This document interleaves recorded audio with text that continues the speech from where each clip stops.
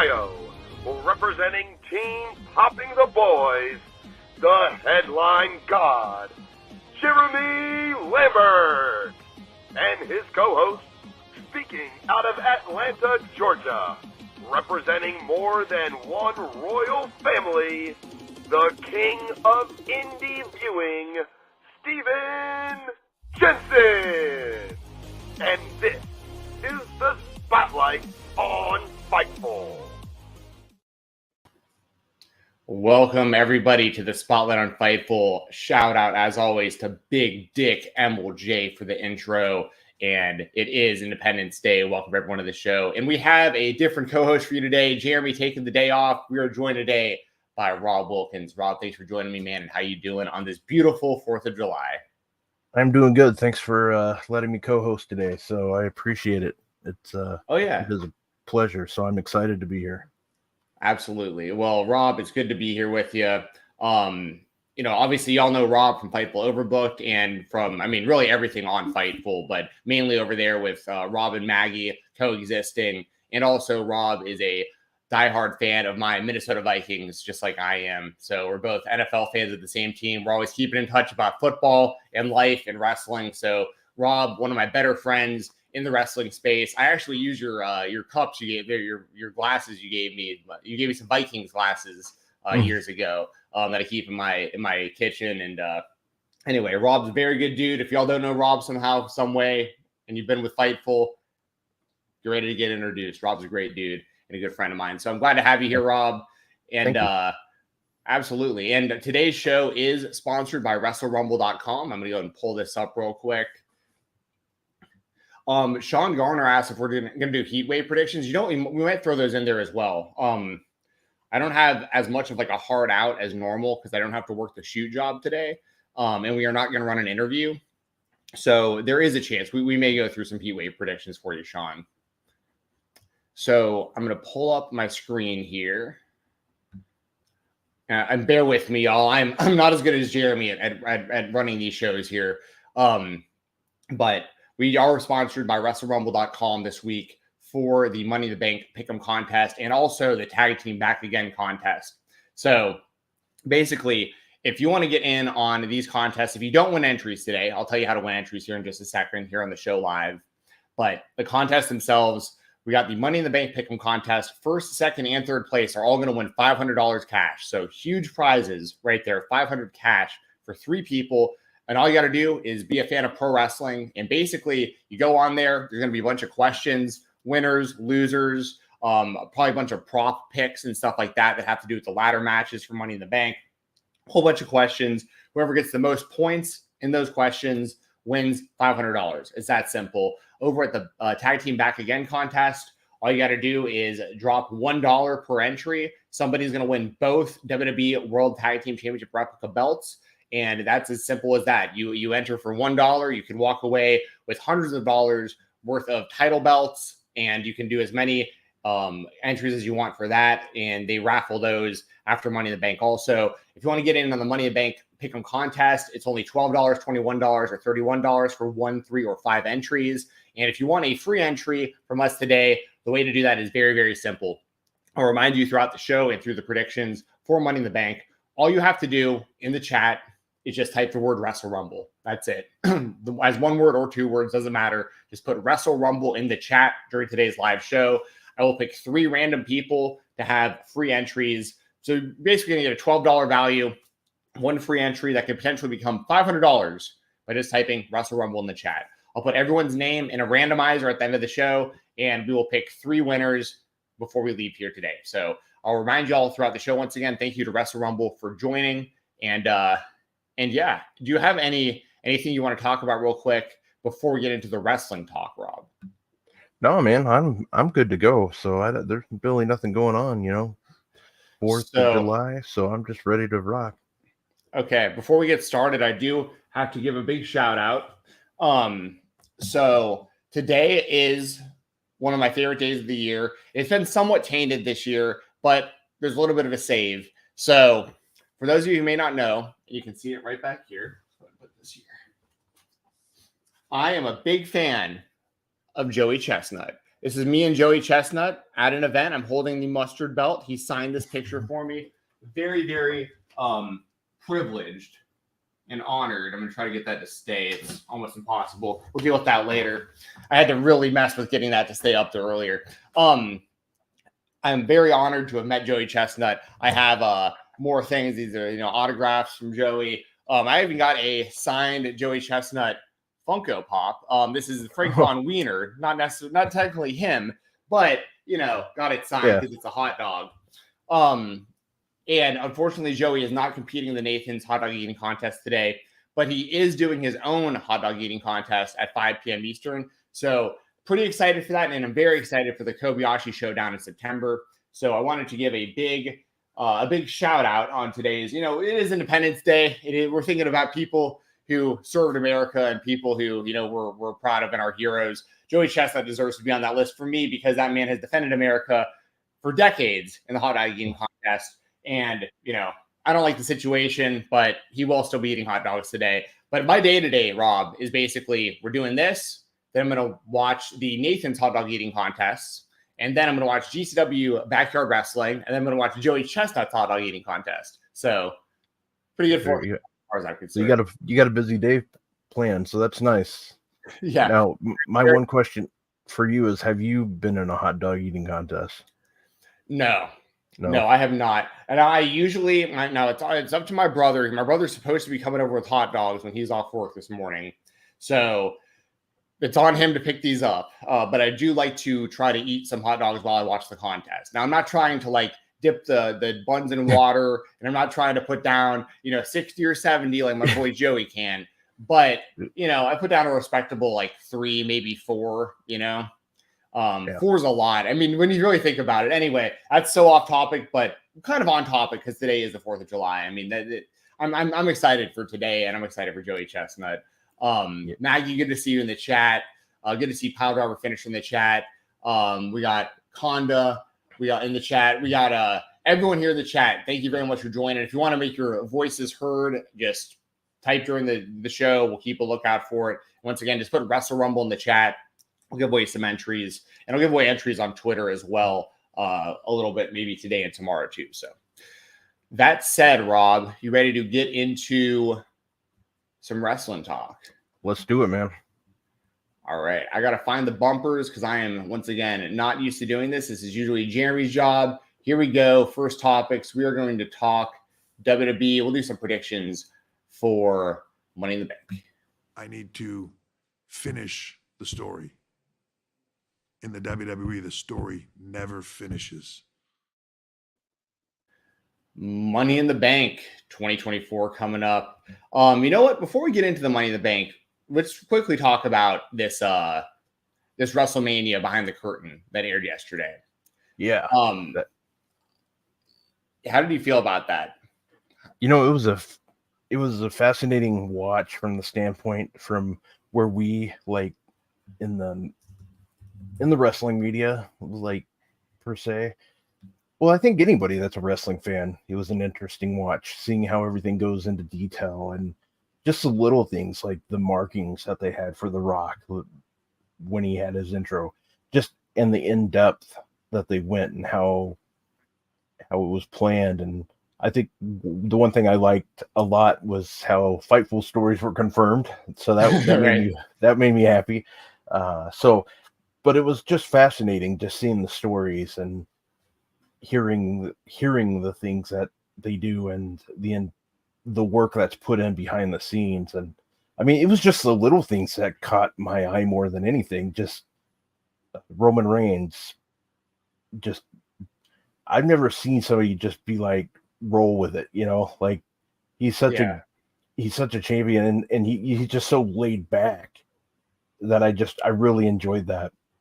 And the fact that, I mean, like I said, it was the little things like at WrestleMania when they were doing the markings with the musicians, so you guys are going to move over here, just the little things where the last person I would expect for somebody to tell those guys what they would be doing was Triple H.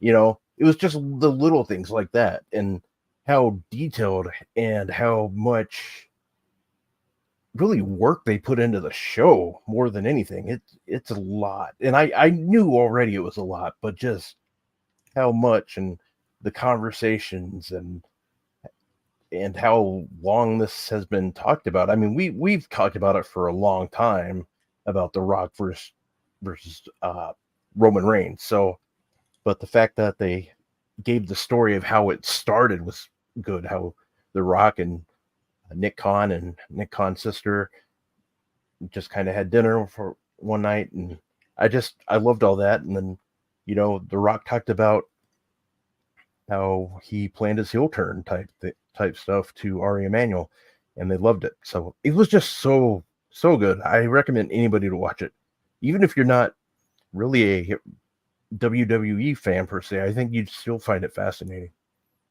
Yeah, for sure. I mean, it's great because it's free on YouTube. So if you guys want to watch it, just go on WWE's YouTube channel. It's an hour long, so it's an easy watch. It isn't like a super long, drawn out documentary, and it also isn't.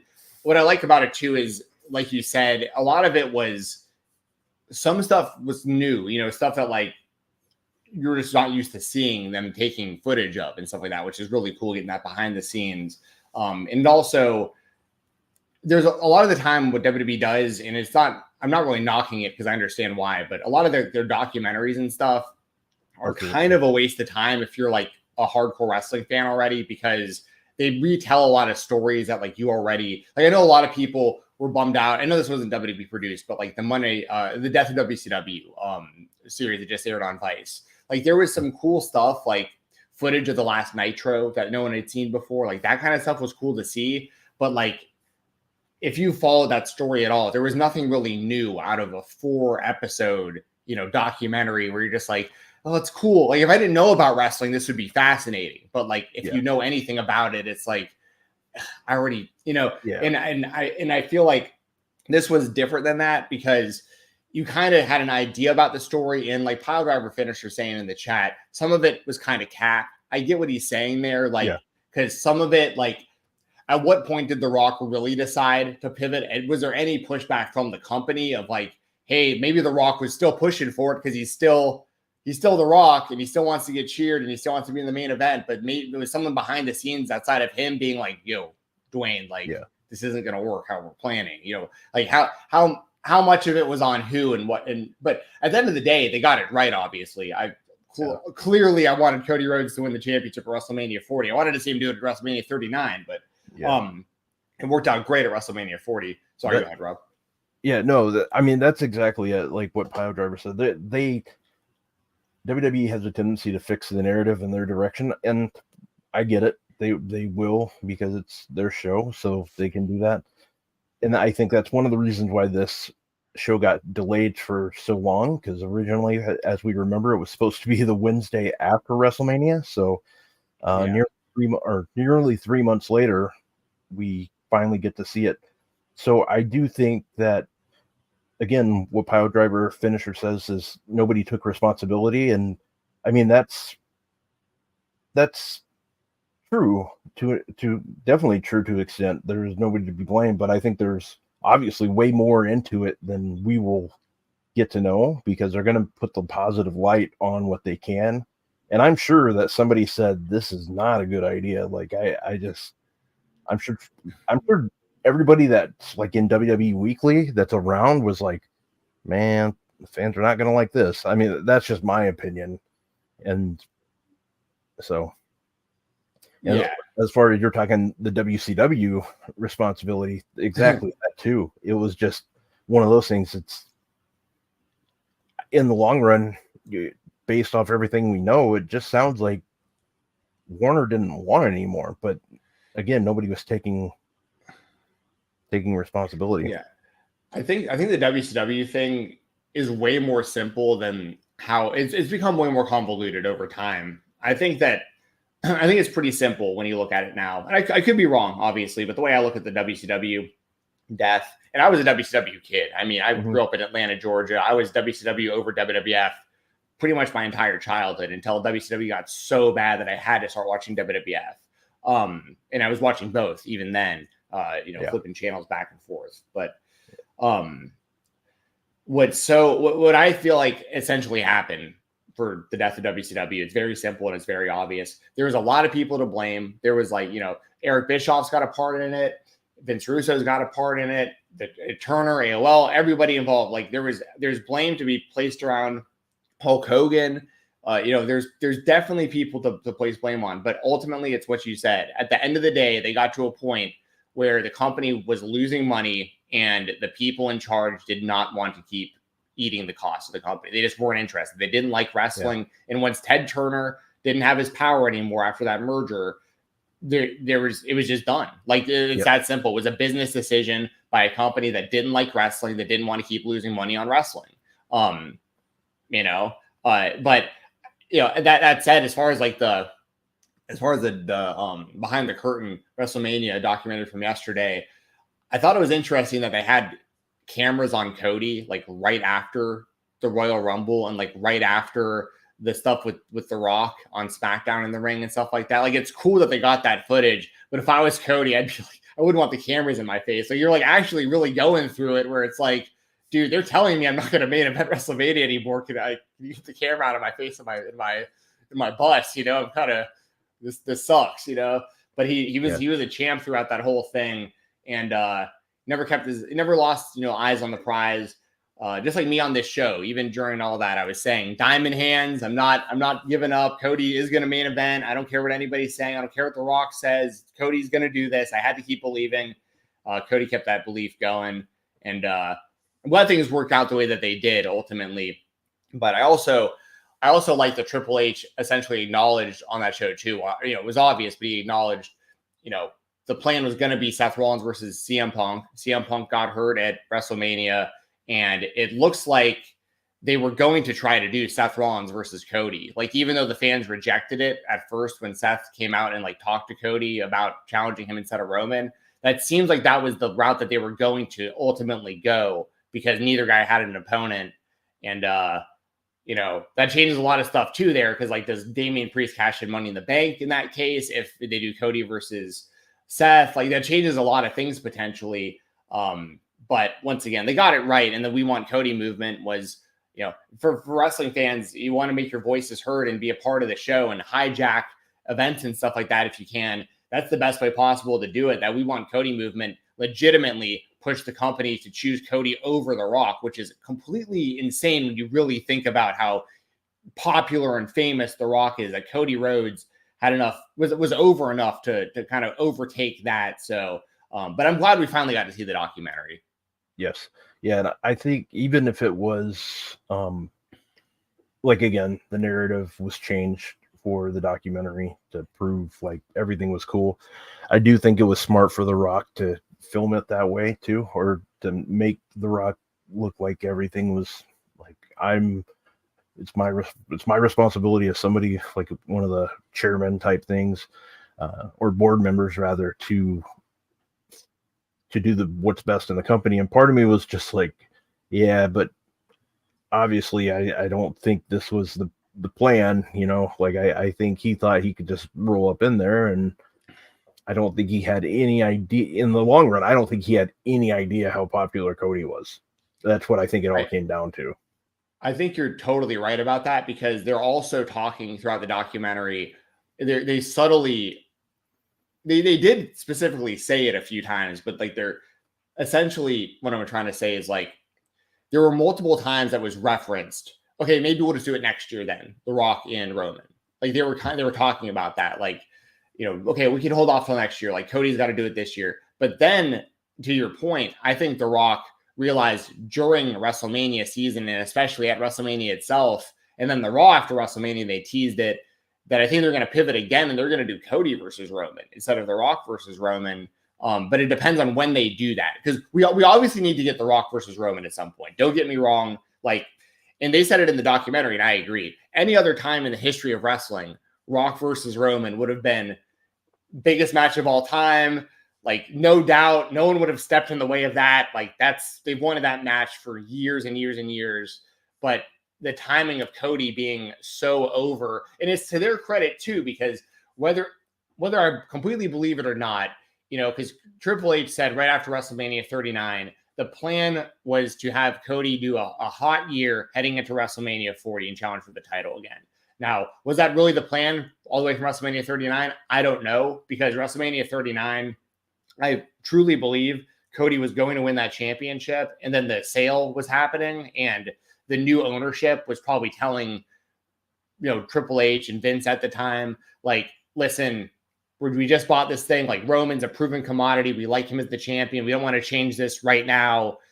There's probably multiple factors at play, but regardless, my point really is that I don't know if it truly was the plan from WrestleMania 30 to make, like, ironclad that Cody was going to main event WrestleMania 40. But along the way, Cody did such a great job in that 1 year between 39 and 40 that it was literally undeniable.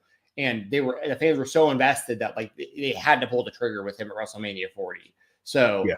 I like that we got kind of the insight into that and a little bit into kind of Triple H's mind when it comes to that. But I think that you're completely right about that, is that when The Rock came back in, they couldn't foresee that anything would be bigger than The Rock, or it's like he came in to be a heel. The way that it worked out was fantastic. Yeah. I love the final boss heel Rock gimmick. So maybe we get, awesome, man. And maybe we get, maybe we get Cody and The Rock at the Royal Rumble, and then, like, Roman and Rock at WrestleMania. We got 2-night WrestleManias, so, like, maybe these guys are going to perform multiple times during WrestleMania. I don't know, but they got options, and now we have more.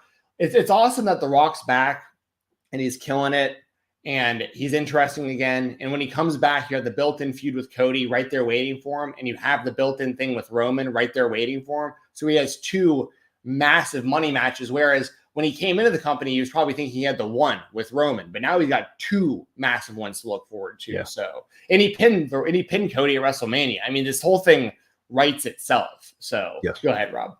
Yeah, again, exactly. Plus, the thing that's come out of this since WrestleMania is just everything with the bloodline has just been really good. So right now, you've seen plenty of tweets. I even tweeted it last week.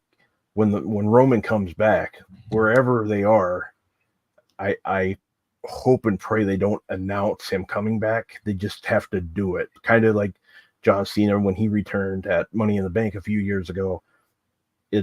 I can literally see Roman getting that Stone Cold Steve Austin running in for Mankind title thing, where that crowd just blows the roof off, because that's what's going to happen once you hear that music go for the bloodline and whoever they're facing, which I'm probably thinking it's going to be SummerSlam is my guess, or it could be as soon as this weekend, possibly. I don't know.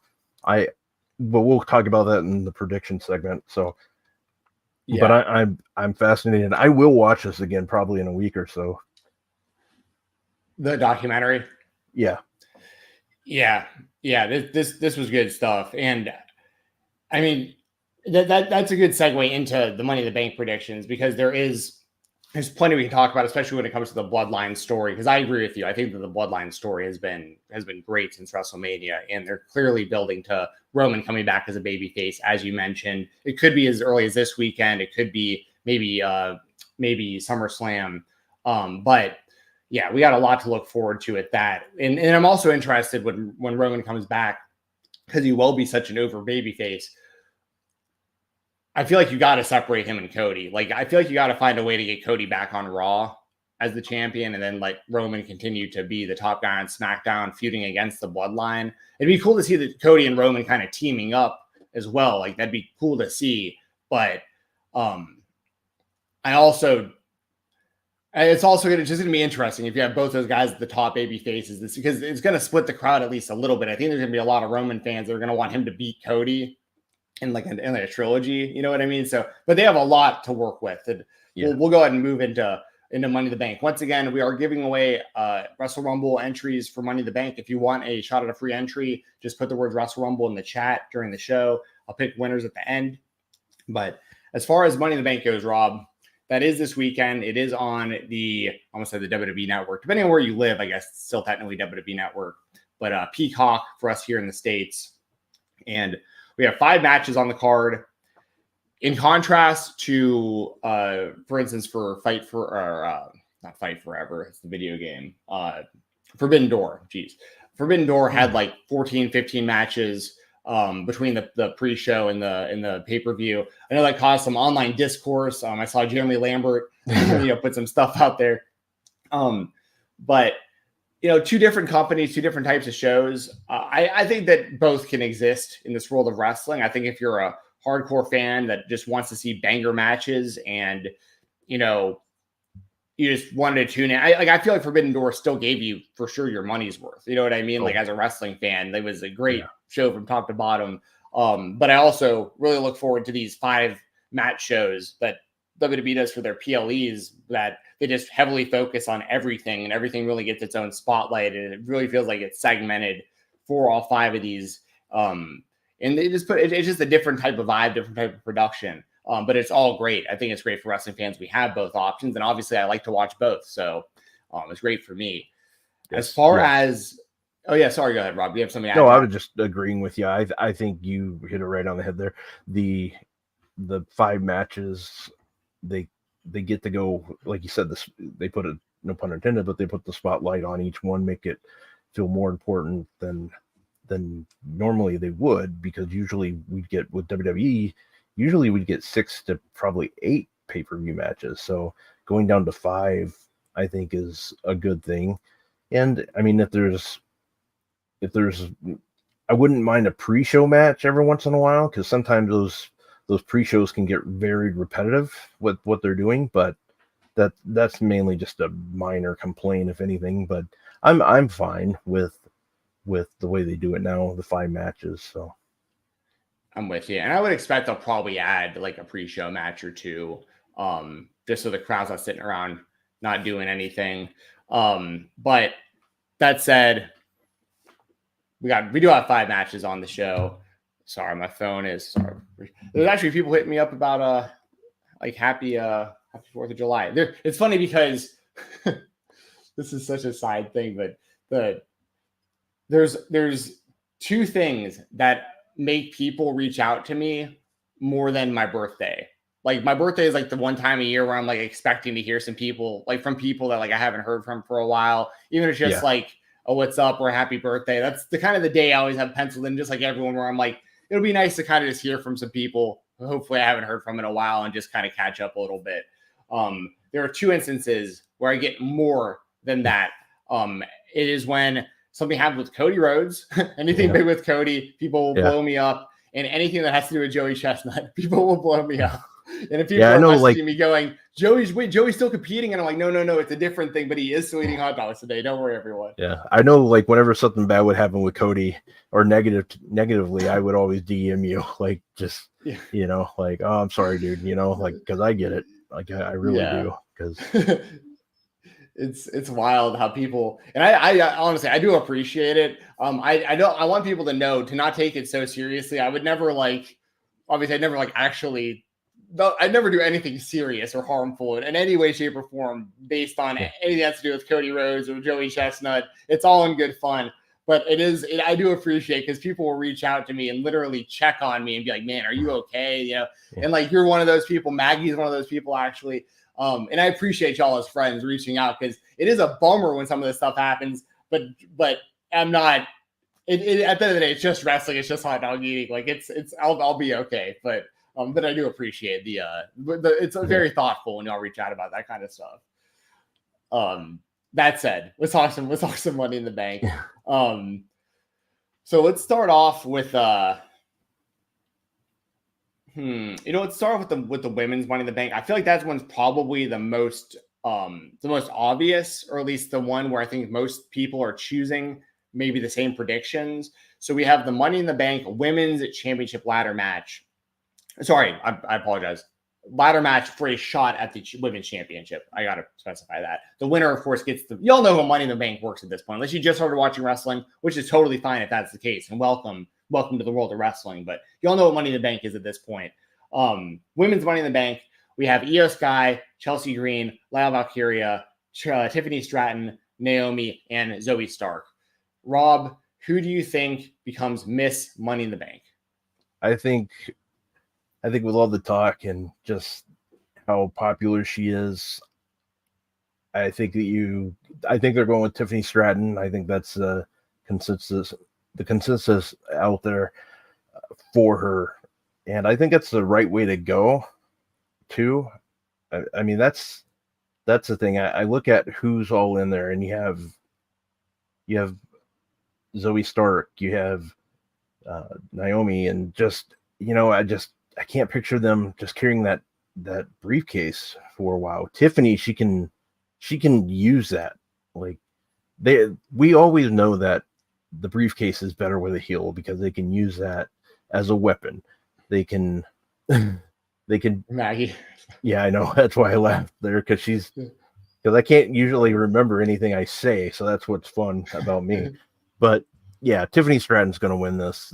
I just don't see it happening where she loses. I do find it pretty fascinating that Bianca nor Jade are in this. Yeah, I did find that fascinating because I thought one of them would get in, because that would kind of parlay into the future, because we know they're going to feud eventually, so I thought that would have been a good starting point. Like, one of them's in it, the other one's not, but maybe they're just waiting. So I was hoping Dakota Sky would make that final spot instead of Zoe, but it is what it is. So yeah, and that's a good point about Jade and Bianca, because considering they just lost the women's tag titles, and I get it, like the title change happening at Clash at the Castle, like that made for, a good moment and everything, but they are clearly building towards something between Bianca and Jade one-on-one, which I'm looking forward to. I think Bianca is legitimately one of the most talented, athletic people on the WWE roster of any gender. Like, I think she's money. Like, I think Bianca is a massive part of WWE's present and future. And I love Jade. I've talked about it before. Jade lives locally to me. I've seen her in person at my Walmart before. I've seen her at Hawks games before. And anytime I've ever run into her, it's not like she knows who I am. It's nothing like that. But I every time I've walked up to her and been like, last time I saw her, she was still with AEW. It's been a while. And I was like, hey, I'm a big fan. I was actually going into Walmart to look for AEW action figures. So like, I saw her in Walmart while I was figure hunting. And I was like, hey, huge fan, love AEW and what you guys are doing. Like, your match with Shaq was awesome. You know what I mean? And, and she was super, super nice. So I was like, I just love those experiences where, like, the kind of like, never meet your heroes kind of thing. Like, Jade was super cool. And then I actually like tweeted about it after it happened. I was like, hey, I just met Jade Cargill. She was super, super cool. Like, I was already a fan, but like, I'm always going to be a fan after that. And then she wound up following me back on X right after, or Twitter, so at the time, right after that. Yeah. And I was like, man, I am Team Jade forever. Like, she didn't have to do any of this. You know what I mean? Like, what a cool person. So I'm always going to be Team Jade. But that said, as far as, sorry, go ahead, Rob. No, that's I get it. Like, that's how I would feel too. Like, that's because in the long run, we're still like diehard fans too. And, yes, and it's like, how everybody is followed by John Cena, like, yes, I still find that just fascinating. Like, that it's pretty cool, just, and like I said, everybody, it seems like, is followed by him. So it's just one of those things where it's just cool, like, when it happens. And it sucks too when like it sucks like too when like a wrestler or somebody blocks you, like, that part sucks. Like, I made a joke about it by now, like, now that I dislike Tony Schiavone like big time. Like, I've never done anything, but it's just kind of like my bit now. And I mean, I was told why. It's because of where I work and because of the name in my profile. But hey, I'd rather just keep it that way, and it is what it is. Yeah, it is what it is, man. It's weird, like, because like you said, at the end of the day, that's all I am as a wrestling fan. I'm just happy and fortunate that I have, opportunities on Fightful and this platform to be able to come on and talk about wrestling here and talk about independent wrestling over on the Weekender. Like, But yeah, I'm just a fan. That's how I look at it as well, 100%. And I've been blocked by the one that I regret the most is being blocked by Rampage Jackson, because I've always been a fan of his, and now he's like back in wrestling, and he did Bloodsport, and like the reason I got blocked by him was so funny. It's so random because I gave him a compliment that he misunderstood and he blocked me. Like I was being it's a long story, but essentially, to make a long story short, there at one point, Rampage Jackson he had already fought for Pride. He already fought for the UFC. And at the time he was signed to Bellator, and his contract with Bellator, he was trying to get out of, and the UFC was trying to put him in a UFC fight. They were trying to bring him back and have him fight, I believe, Fabio Maldonado at the time. And they announced it for pay-per-view. So I got hyped up. I was like, hell yeah, Rampage is coming back to the UFC. Like, I can't wait to buy this pay-per-view. And then there was contract disputes where Bellator was like, no, he's still technically under contract with us. He can't fight at this pay-per-view for the UFC until this contract gets figured out. So then I went to Twitter and I was like, okay, well, I'm not going to order this pay-per-view anymore because they don't have Rampage. Like I was buying this for Rampage, and he somehow misunderstood that as like, I don't like Rampage, or like, I'm not buying this because of Rampage or whatever. Because ultimately it wound up getting fixed and he wound up fighting on the show. So like my tweet didn't even matter because he wound up on the show anyways. But it was one of those things where I was like, damn it. Like, I'd like to be able to tweet the dude and be like, dude, Bloodsport, that was awesome. But he'll never see the tweet because I'm blocked. So like, but yeah, it's a bummer when that happens, but it was a misunderstanding. Rampage, if you or anyone in your team ever sees this, I'm a fan. I'm a lifelong fan. I'm still a fan. It was a total misunderstanding. Yeah. So like, I love the A-Team, man. Yeah, right. Yeah, that was a big deal. I love the A-Team movie. I know it didn't do too well in the theaters and people thought it was crap. I was enjoyed. I thought it was actually well done. But I'm very easily entertained too. So that was already like a decade ago, man. That's so wild to think about that. By the way, as far as the women's Money in the Bank, I'm taking Tiffy time as well. I think it's a pretty obvious pick, but I think it's the right choice. And for what it's worth, I've gotten very into collecting the trading cards. Like I do a lot of these box breaks now on like Whatnot and stuff, where like I basically timeshare expensive boxes of cards, and you pick your wrestlers and whatnot. And Tiffany Stratton is very valuable and very sought after right now. And that's something that I always keep an eye on for like who's getting pushed and who isn't and stuff like that. Is how expensive is their merchandise? How much is their merchandise selling? How much are people willing to buy their cards and their action figures, secondhand and stuff like that? Tyler Deanna in the chat with the Wrestle Rumble. Tyler, you're going to be in the raffle. Anyone who wants Wrestle Rumble entries, we're picking 3 people at the end of the show. Just put Wrestle Rumble in the chat like Tyler did. If there's only one person, I'm going to give them all 3. If there's only 3 people, all 3 people are going to win. So like, it's up to you guys. I know it's an early show, by the way. I really appreciate y'all for joining us this early on a holiday. So anyone who's even here is very much appreciated. And everyone who watches on demand later on, I appreciate y'all as well. But yeah, I think Tiffany's going to win. And I think that we'll get to the men's, but I think that Tiffany is going to hold the briefcase a lot longer than whoever the men's winner is. And we'll get to my reasoning for that. But we both got Tiffany Stratton, and I think she'll ultimately cash in at some point and win the championship, but she'll hold it for a little while. Well, what I'm starting to wonder now, like at first, a couple of weeks ago, I was thinking Chelsea Green, and I would be completely okay with Chelsea Green winning. But now that Nia Jax, who has a title shot at SummerSlam coming up, and now we're seeing Tiffany with her, kind of like they're kind of doing their little thing together. I'm starting to think maybe Tiffany's going to turn on her or do something at SummerSlam. Like Nia will just hold that belt for a minute or two, because I can see a cash in. Like right now, the way it's headed, I completely think that's where it's going right now. I like that. So that's I like that. Which surprises me, because when the Royal Rumble ended last year, I was like, Tiffany Stratton's going to win this next year. But now I'm not.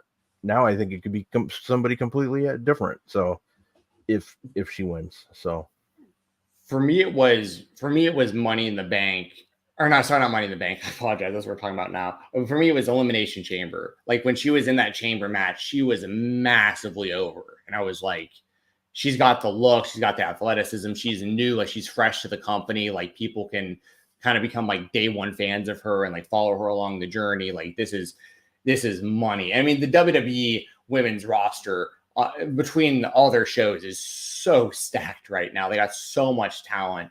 And even to your point, like Nia Jax, who you just mentioned, who is, Queen of the Ring and has the title shot at SummerSlam, of course. I was not a fan of Nia before she left WWE, but since coming back, I think she's doing great. I got to give credit where it's due. Yeah. You can change my mind. Like, yeah, I know, it's crazy. Like, she went from like my hole to like now it's like now you're like, hey, good job. Yeah, good for you. You turned it around. I'm not gonna forget about her yelling my hole, but yeah, right. See, there's that. There's like her punching Becky in the face. There's little things here and there that made her very unlikable to me on that first run. And I felt like it was kind of nepotism, being like the Rock's family and all that stuff. And then but when she came back, like I honestly think she's done a great job. And I loved that bonsai drop she hit to win the Queen of the Ring, where she did the one that was like standing all the way to the mat. So man, I'm a fan. So that said, we both got Tiffany Stratton. Tiffy time, leaving Money in the Bank with the women's briefcase. Next match we got here. Let's go 6-man tag match, because I doubt this will be the main event. And obviously this has a lot of storyline built in. We got Cody Rhodes, Randy Orton, and Kevin Owens taking on the Bloodline. It'll be some sort of combination of Solo Sikoa, Tama Tonga, Tonga Loa, and Jacob Fatu. I'm assuming it'll probably be Tama Tonga, Tonga Loa, and Solo Sikoa with Jacob Fatu on the outside. I'm assuming they'll probably save Jacob until later. Could be wrong. I think Jacob is the most talented in ring of all of them. So I'd like to see Jacob in the ring, of course. But that said, Rob, I'm going to say we'll kind of switch off here and like first prediction.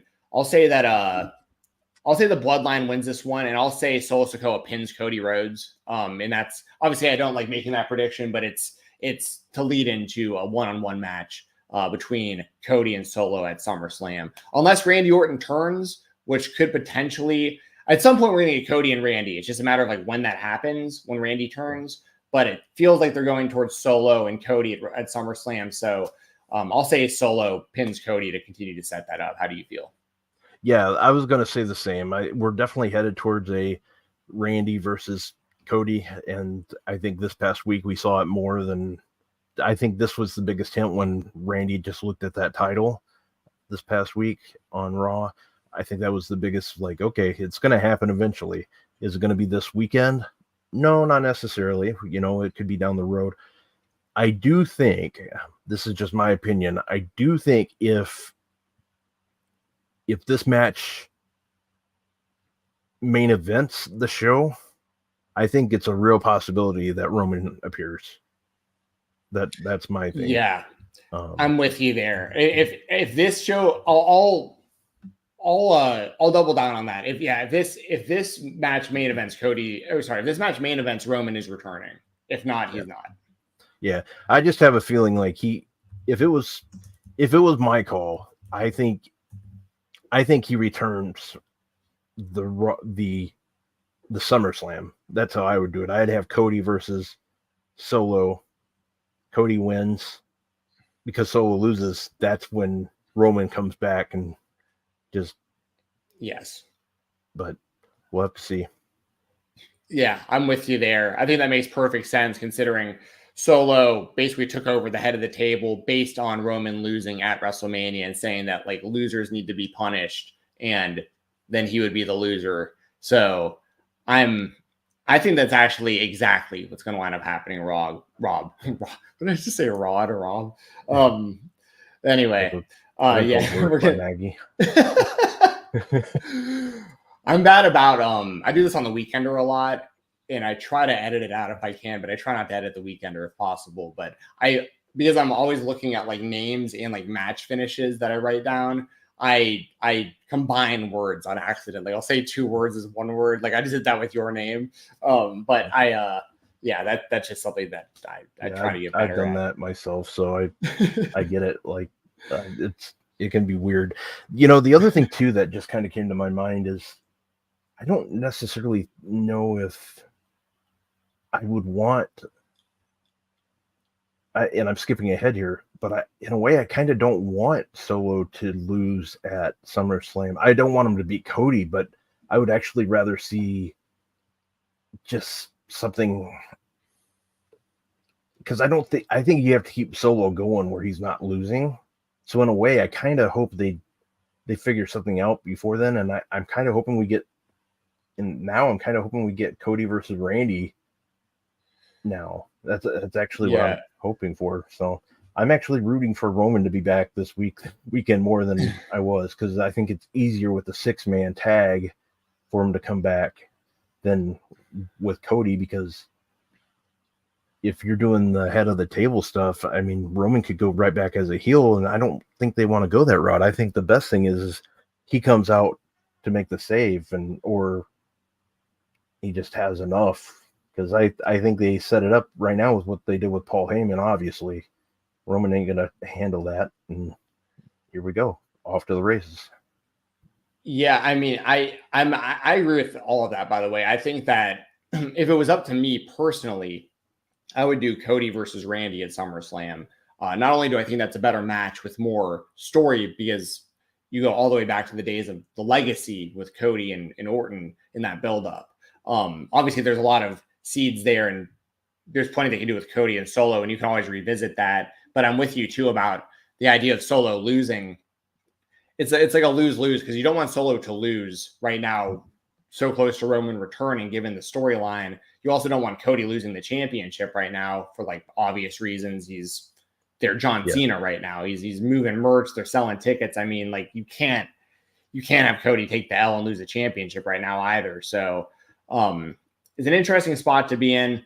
I feel like they're still going to go Solo and Cody because of the build, but I personally speaking, I'm with you. I would rather see Cody versus Orton at SummerSlam. But my official prediction, I do think Solo is going to pin Cody at Money in the Bank. I don't like it.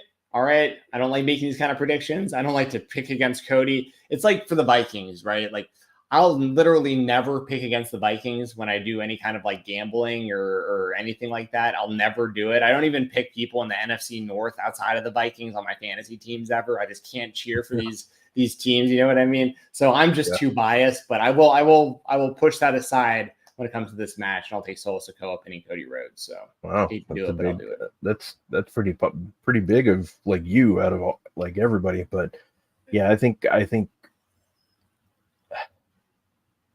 Maggie makes a good point. Death, taxes, and KO getting pinned by the bloodline. That's the other thing. So, but I think Cody getting pinned is probably the right call, because that gives you your potential main event at SummerSlam too. Yeah, and also, we know that there's going to be, it's already basically 4-on-3. It'll be 3-on-3 technically, but there's going to be 4 members of the bloodline at least, because who knows if Hikuleo maybe makes his debut to help as well. I mean, there's other members of the bloodline that haven't come in yet. We're going to talk about Zilla Fatu when we talk GCW in a little bit. I don't expect Zilla to come in right now, but it's always a possibility. Like there's a lot of these family members in the bloodline that have not debuted yet. Hikuleo is the one that seems the most possible, like in the short term. They copyrighted the name Tala Tonga a little while back, so that's probably who that's going to be. Now that said, they did license, I believe, the name Caesar Fatu for Jacob, Caesar Fatu or Caesar Sikoa maybe.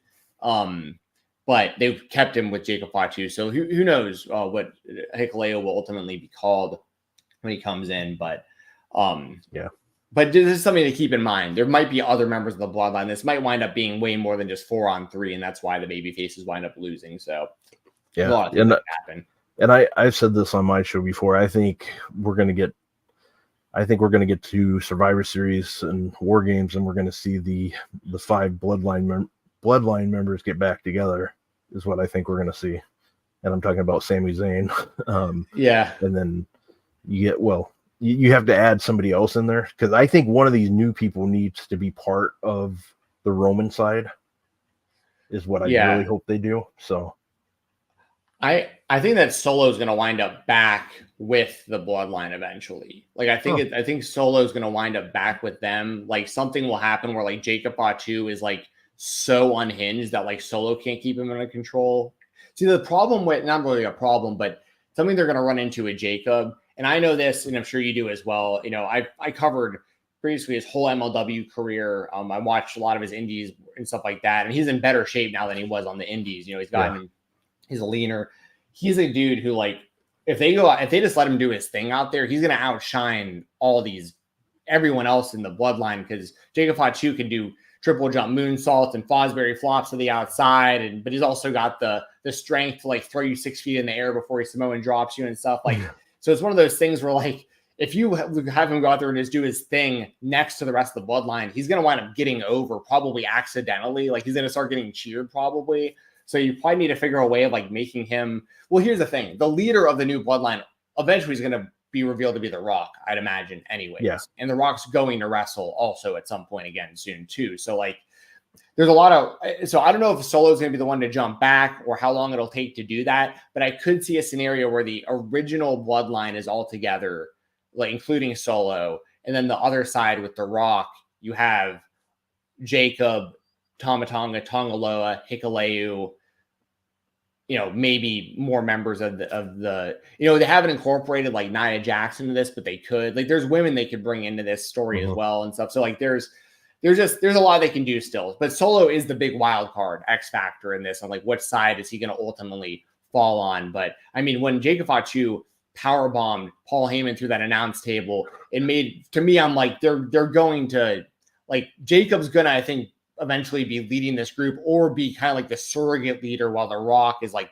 giving the orders, if that makes sense. That's what I think's going on too. Yeah. So good stuff. Moving on, we have a WWE Intercontinental Championship match. Sami Zayn defending against Braun Breaker. Do you think that Braun Breaker runs through Sami just like he has pretty much everyone else on the main roster and wins the IC title, or does Sami prevail and retain? You know,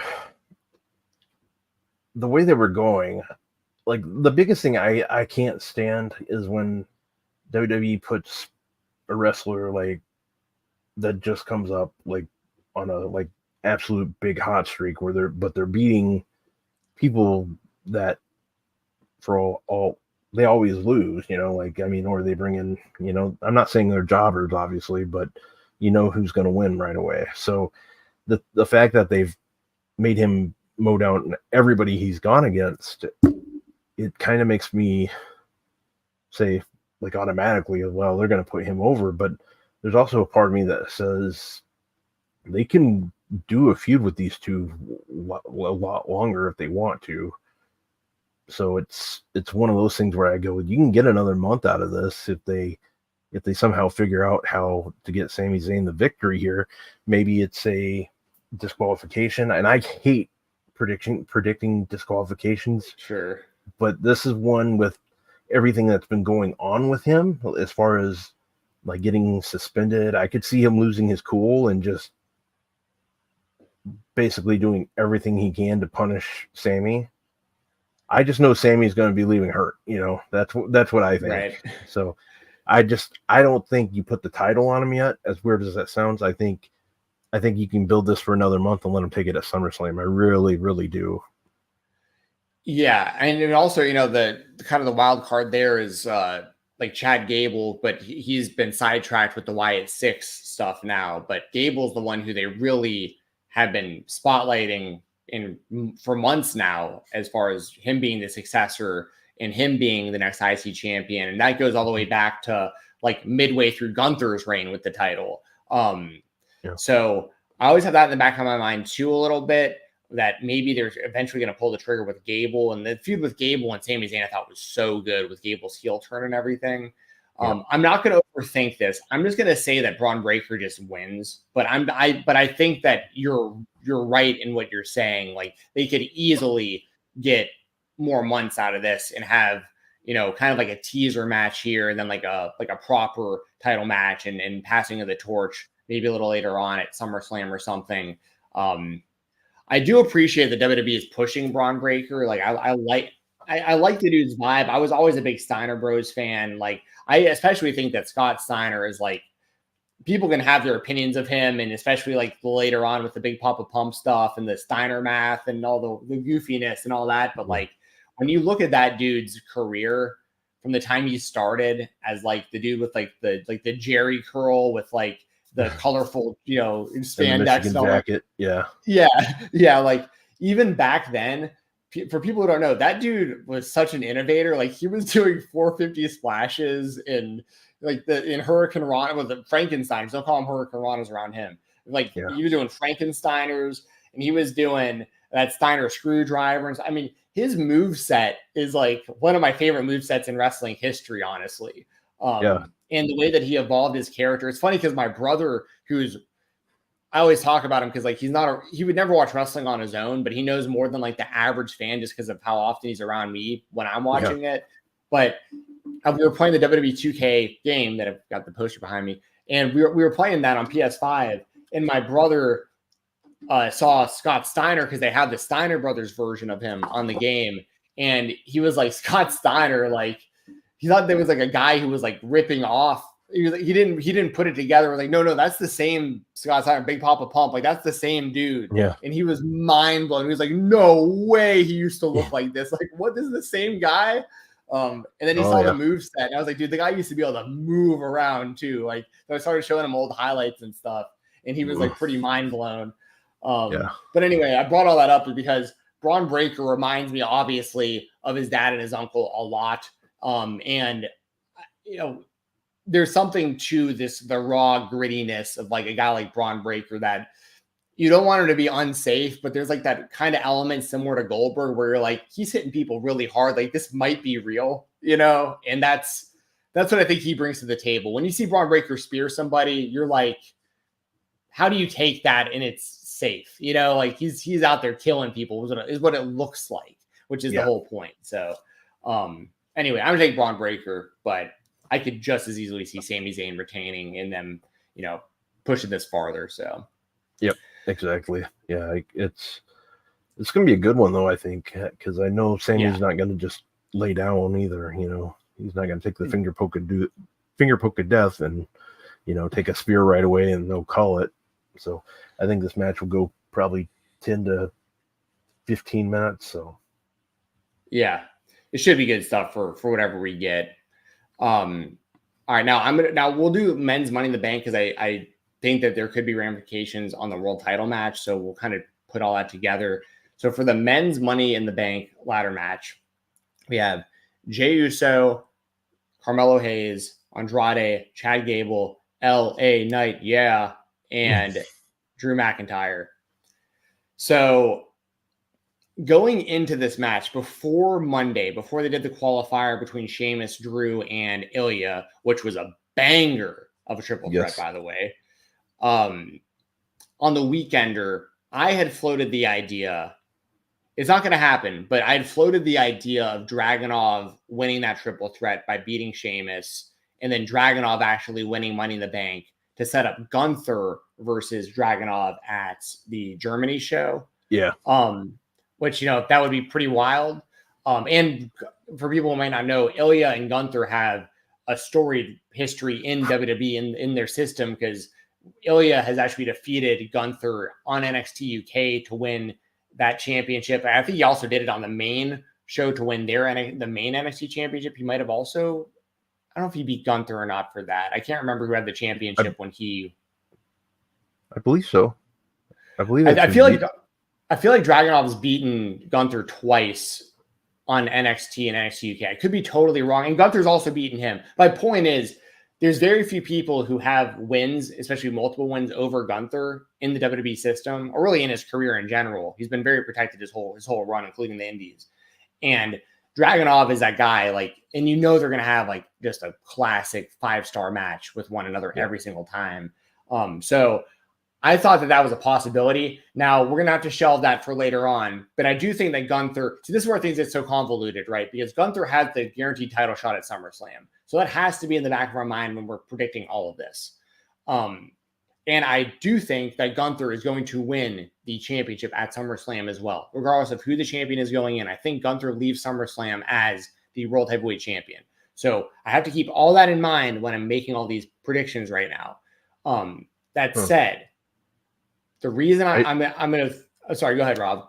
Well, I went ahead and looked at Walter and Tyler Bate. So Walter beat him at TakeOver Cardiff in 2019. So that Are you looking at Bate or Dragunov? Oh, I sorry, you're right. You said Bate, or you said Dragunov. That's my bad. Yeah, sorry. No, I love Tyler Bate too, by the way. That's another guy that like you could do if they could push Tyler Bate to the point of like him being believable against Gunther, I'd be all for that. Yeah. Oh, hell yeah. You got Gunther and Dragunov up. Yeah, that's what I'm pulling up now because I'm curious about that when you said it. So I know for sure he beat him for. I'm almost positive because I was covering for the Weekender at the time. I'm almost positive Gunther beat Dragunov their first meeting in NXT UK. Dragunov beat him in the rematch to win the championship, and then I think they had another match on the main NXT show, but I could be wrong. Yeah, yep, they've wrestled each other technically 4 times in NXT UK. But 2 of them were tag team matches. The first match was at NXT UK taping 116, and it was Walter over Dragunov by referee decision, and then TakeOver 36 at the Performance Center. Dragunov beat him for the title.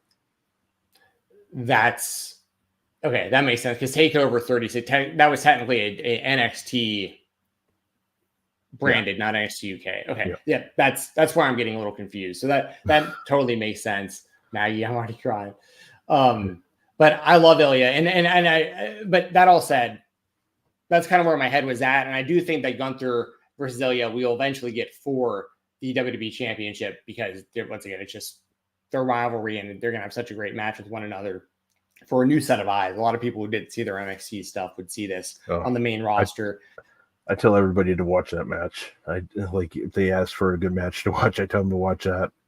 Yeah, it's so good.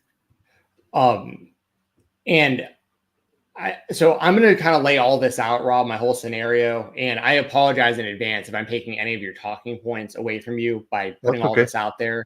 And please feel free to agree or disagree when I finish. My line of thinking, and I think there's probably quite a few people who feel this way. By the way, put Wrestle Rumble in the chat if you want to win a Wrestle Rumble entry at the end of the show. I think Drew McIntyre is going to win Money in the Bank. I love Drew McIntyre. I think Drew McIntyre should be the champion right now. I could talk about that all day. If Cody Rhodes wasn't in the WWE, Drew McIntyre would be my favorite wrestler in the company. Love Drew McIntyre. I think Drew McIntyre wins Money in the Bank. I think in the World Heavyweight Championship match, the last chance match between Damian Priest and Seth Rollins, regardless of how it goes down, I don't know if it'll be after the match, like if Rollins is going to beat Priest or vice versa, if Priest retains.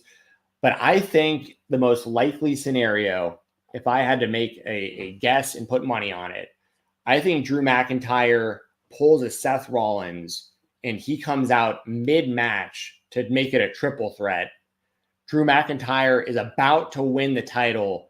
CM Punk comes out and costs Drew McIntyre the match so that Drew wins Money in the Bank, cashes in the briefcase, does not win the championship. It's CM Punk's fault. Damian or Seth, it really doesn't matter who wins at the end of the day because I think that person's going to lose to Gunther at SummerSlam anyways.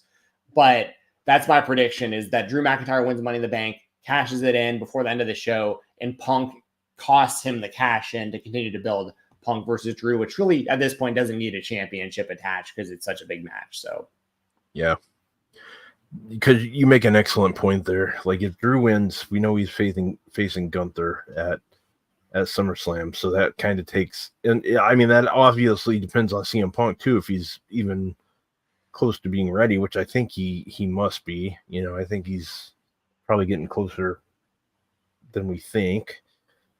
Because it wouldn't make that much sense for him just to, like, for Drew to drop it with CM Punk and just move on to Gunther. And well, that would be the main caveat, Rob, would be like if Punk isn't ready, you can change course massively if like Punk isn't going to be ready till like WrestleMania or sorry, not like Royal Rumble or something like that. Then that, but yeah. I'm going into this base like I'm assuming Punk's going to be ready by SummerSlam. That's my line of thinking. Yeah. Yeah. Yep, that's exactly the right. I think that's the right line of thinking too, because I think Gunther is winning the title too at SummerSlam, regardless who he wrestles. So I think you're pretty much spot on with that. It just really depends on if they let Drew win it, if they want to continue that, which I mean, it's their form to do, like it gives them like more to add on, and like you can get more fans not happy with CM Punk about doing what he did. Because I've noticed a lot more people have been cheering for Drew more and more lately. So I think if they continue this, I think it'll just get bigger for Drew. So maybe that's the way they want to go, because I think CM Punk's going to be turning heel eventually. Which I think would be, I mean, people who watch my shows know how I feel about CM Punk, but like, I think, because because of my feelings of CM Punk, I don't view Drew as a heel during all of this, which is, it's interesting because I see both guys as tweeners. It's really one of those things where, like, depending on if you like Punk, you like Drew, that's kind of who you're riding with for this thing. But it's a unique spot for WWE to be in with both those guys, because they're both so over in their own ways that the crowd is going to make noise. Like, it's okay that neither side has been really, like, technically speaking, Drew is probably vibing more heel in the grand scheme of things. But if you don't like CM Punk, Drew's the biggest babyface on the show. So, and that's kind of where I'm at. So, like, that's how I view it. I would love to see CM Punk go full heel. I think that we were robbed of that in AEW. I really want to see that happen in the WWE. But, otherwise, as far as Money in the Bank goes for the men, I think that Logan Paul is going to screw LA Knight at some point during the match. I don't see Andrade, Carmelo, or Chad Gable holding this thing. And I could see the Wyatt Six getting involved with Chad. Jey Uso is the one that's like the most obvious outside of Drew, I think, if they want to have him actually hold the briefcase. But that's the advantage of having the two briefcases with the men and the women also, is if Drew cashes in the same night, you still have Tiffy or whoever carries the women's. I think the two top runners are the other one you mentioned too. I think it's either going to be Tiffany Stratton. I'm confident it's going to be Tiffany, but if it isn't, I think Chelsea Green is probably the right choice.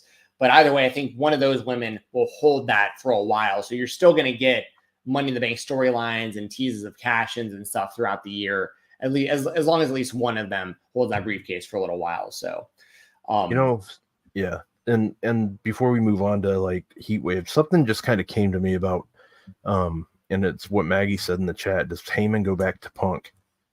I don't know yet because of the injury or the table spots, but it just came to me now. Like, and I would say this is probably less than 5% of happening, but I was gonna say, like, I don't think he should be back, but man, it would be something if this was when Brock Lesnar came back just to try to feud with the Bloodline because of what they did to Paul Heyman. I don't see it happening because I think they're trying to stay away from all of this right now, obviously. But I was thinking storyline wise, that might be the spot. But I don't know if you want to take the focus off of. Yeah, I don't like that idea at all. So I'm glad it's less than 5%. Well, I've seen that floated out a little bit. I actually brought that up myself when talking to one of my buddies the other day. I said that I wouldn't be surprised. Like, if they're going to bring Brock back anytime soon, this would be a reason to bring him back. I do see that. I understand the outside, the off the show stuff and how people feel about Brock and all that. I don't know. I don't think any of us know enough about like that specific situation when it comes specifically to him. When WWE's been asked about him, they've essentially said the reason he's not on TV is contract reasons, but like that also could obviously be, the PR answer. I get that too. Yeah. But it's one of those things where, like, I don't know what Brock's future looks like. I understand reasons why people wouldn't want to see Brock around, but I also want to be fair about it because I don't know the ins and outs of everything involved with that either. And I would imagine that the people involved are doing way heavier research and the ones making the decision of whether or not he's going to be in the company going forward. Like, I don't have the resources or the knowledge that they do, obviously. So that said, I could see this being a reason for Brock to come back. I could see Heyman siding with CM Punk, depending on, it all depends on the timeline for Roman also, because, you know, I mean, they could have like a 2-man or a 3-man power trip type thing where like you have Roman, Brock, and Punk as like an alliance, which would be. I did see that, and when I heard that, I was just like, "Holy hell!" You know, like this would just be like, that would be something. Like, I mean, I honestly don't like. It's so fascinating, like if that was to happen, but I also don't want it to happen because it'd just be like, I think it'd be too much in a way, because I think eventually, you know, something's gonna crack. You know, like. Yeah, and it won't last long. So while that would be like a hell of a faction, you know, I don't know if I'd want it. Yeah, well, it's similar in ways to like the 2-man power trip with Austin and Triple H, but we never got to see that play out because of the injuries, you know. So I've always thought it'd be kind of cool to do a Roman and Brock team with Paul Heyman being their manager, and then you can throw Punk in there too because it makes sense. But yeah, that's we got our wheels spinning a little bit thinking about that. That said, we'll do a little bit of an NXT Heat Wave predictions right now too. Just so y'all know who have trickled into the show, we are giving away Wrestle Rumble entries. Please go over to WrestleRumble.com. You can sign up for their contests. You can do the Money in the Bank Pick'em contest to win up to $500 cash, or $1 entries to win both World Championship. World tag team title replica belts over there at WrestleRumble.com. If you want to win free entries, we're going to give away 3 free entries to the Pick'em contest on today's show. All you have to do is put the word Wrestle Rumble in the chat before the end of the show. We'll put the names in a randomizer, and we will give you all free entries at the end to 3 people. If I only see 1 name in there, you'll get all 3. If I see 2, process of elimination. If there's not many, I know there's not a lot of people here this morning because it is a holiday, because it is early, but if you're around, I want to reward you for watching the show and give you something for free. So I know we have 1 name in here already. Who we got? We got Tyler on there right now. So if you want to join Tyler on the list, go ahead and put the words Wrestle Rumble in the chat sometime before the end of the show. That said, NXT Heat Wave. Now, I'm full transparency. I'm like kind of spotty when it comes to NXT. I cover Level Up for the Weekender every week. So surprisingly, I have serious knowledge of everything happening on Level Up week to week. But I don't always follow along every week with the main NXT show. So I will be a little lost on this, but I am familiar with the talent, of course. So as far as predictions, we'll just do some quick predictions for this one. We'll go as into detail. We got Karma Petrovic, Ariana Grace, JC Jane, and Jasmine Nix. Looks like that'll be a pre-show tag match. Who you got in the winner for that one? This one I would probably take. I would probably go with Jane and Nix. Jane and Nix. I'll go with Petrovic just because I'm gonna go opposite side on that one. By the way, Sean Garner, you said you missed the Rollins match. So just to recap that real quick, I think that Drew is going to win Money in the Bank, and I think Drew is going to get involved in the world title match. So as far as an official prediction, I think it honestly doesn't matter to me if Rollins or Damian wins, because I think Gunther's winning at SummerSlam anyways. I will officially say Damian Priest retains. I'll say that's my official prediction. Like, Damian Priest will retain, but it's going to be because CM Punk screws McIntyre out of a cash in. This would be interesting here. Going back to that real quick. What if, so like you said, if they do make it a 3-way match, McIntyre's out there, McIntyre's like cleaning house, and he's about to get the win. And once he goes for the pin, that's when CM Punk stops it and Seth Rollins gets the title back. Because I could see him, because Seth Rollins can take that loss to Gunther and he'll be fine. Damian Priest, he's going into a feud with Finn Balor. I could see Finn Balor costing him too. That's true. that's the thing. They have too, the Judgment Day caveat also, but it's like, so it's a caveat on both sides. Either Priest is going to lose and be out of the Judgment Day, or Rollins is going to lose and can't get a shot against Priest while he's got the championship. So that's true. I could see Finn getting involved though too. That's the thing is like, and that's why it's hard to make a prediction for this, because my main prediction is Drew McIntyre making it a triple threat match and CM Punk screwing him. AJ Lee maybe gets involved too. I've seen a lot of people say that because of the bracelet and all that. Oh my God. Maggie would lose her shit. So I hate to say that. I know it's a cop out to be like, well, it doesn't really matter who wins. Like, I don't want to make a strong prediction on this, but I guess why I'm just going to go Damian Priest. Cause like, I think that he will be enough of a babyface by SummerSlam that it makes, I mean, honestly, Seth Rollins on paper makes the most sense, but does it make the most sense to have Rollins win right now and then Priest gets kicked out of the Judgment? I don't know. Then once again, this all gets so convoluted because Gunther's guaranteed the shot at SummerSlam, and I'm so dead set on Gunther winning that that's just so in the back of my mind that like ultimately, I don't think it matters who wins at Money in the Bank for the championship because they're going to lose it to Gunther. But I think the main thing is going to be Drew's trying to cash in and Punk screws him. So, yeah. Well, and the reason why is I say it happens that way because that gives you your that gives you your Damian Priest and Finn Balor match at SummerSlam. And potentially Damian and Rhea versus both of them.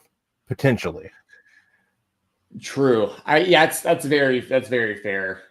The move might be to have Seth win, but then that's another short title run losing to Gunther. But him and Gunther would be a banger of a match anyway. And Seth's a clear baby face. It's gonna be it's good. It's good stuff. These are good problems to have. These are good problems to have. All right, moving on to Heat Wave. We'll finish up with some quick predictions here. We got the tag team titles on the line. Nathan Frazier and Axiom versus Chase U, the team of Andre Chase and Duke Hudson. I'm going to say Frazier and Axiom retain here. What about you? I actually think they lose because Axiom, they're headed towards a breakup, I think. Oh, Axiom, that's right. I saw something about that. I'm sorry. You're right. I think that's where we're headed with them. I think Axiom's is getting frustrated with Ben Carter. But I could also see Ben Carter just having enough of Axiom, like, because he's tired of like he's trying to want to move on and do things.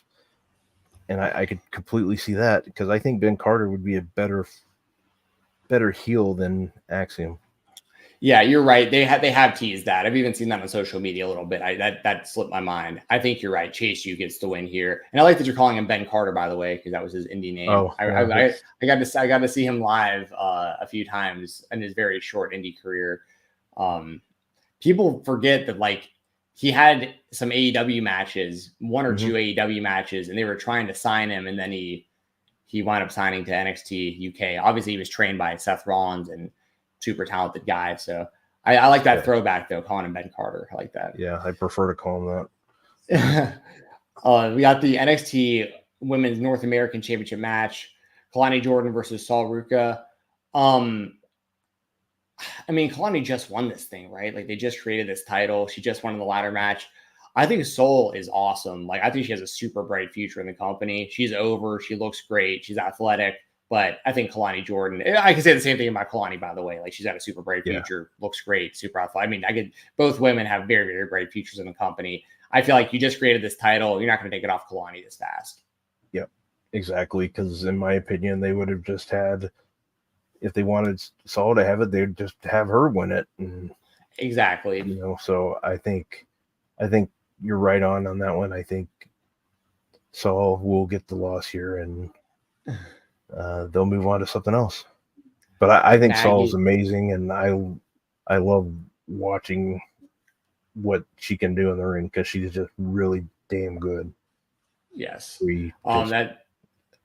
That Soul Snatcher is a sweet move too. That's Dante Leon's been doing that on the Indies for a long time, and I think it's cool that she's incorporated that move and introduced the WWE audience. I like that Maggie put here too. I hope they break up and Axiom removes his mask and oh my God, it's a kid, which is It used to be A Kid was his name. I used to always joke about that, or not even joke about that on like the Weekender and stuff. Because when I'd cover NXT UK, I'd always be like, A Kid, super talented, but like the second he gets called up to the main roster or any other show, like they are going to have to change his name. They're not going to be marketing somebody as a kid on the show. Yeah, he didn't. I mean, I'll be honest. He didn't think of. I don't think he ever thought that through. Like that name. I mean, it's a good. Like technically, it's a good wrestling name. It's just like story wise, it's. When I hear of a kid or a kid in WWE, I just think about Nicholas. Man, oh, it's him all grown up now. That's what it is. Yes. By the way, shout out to Nicholas, who has a Build-A-Figure. I don't know if you've seen that. Yeah. But like, for people who don't collect the action figures, they do these lines in some of the lines for the Mattel WWE figs. They'll do like it'll be like a four wrestler set for like the series. But if you buy all 4 wrestlers, there's like pieces of another wrestler in each box, and you can put those pieces together to make your own 5th action figure. And Nicholas is one of those for a recent line, which is kind of cool. Yeah. Moving on, we had the last chance match for the NXT North American Championship. Oba Femi defending against Wes Lee. If Femi wins, Lee can never challenge for the title as long as Femi is the champion. So similar to the Seth Rollins and Damian Priest match in stipulations a little bit there. Do you think Femi retains, or does Wesley get the W and get his title back? Yeah. Oba's keeping that title. I truly believe that's going to be the case here.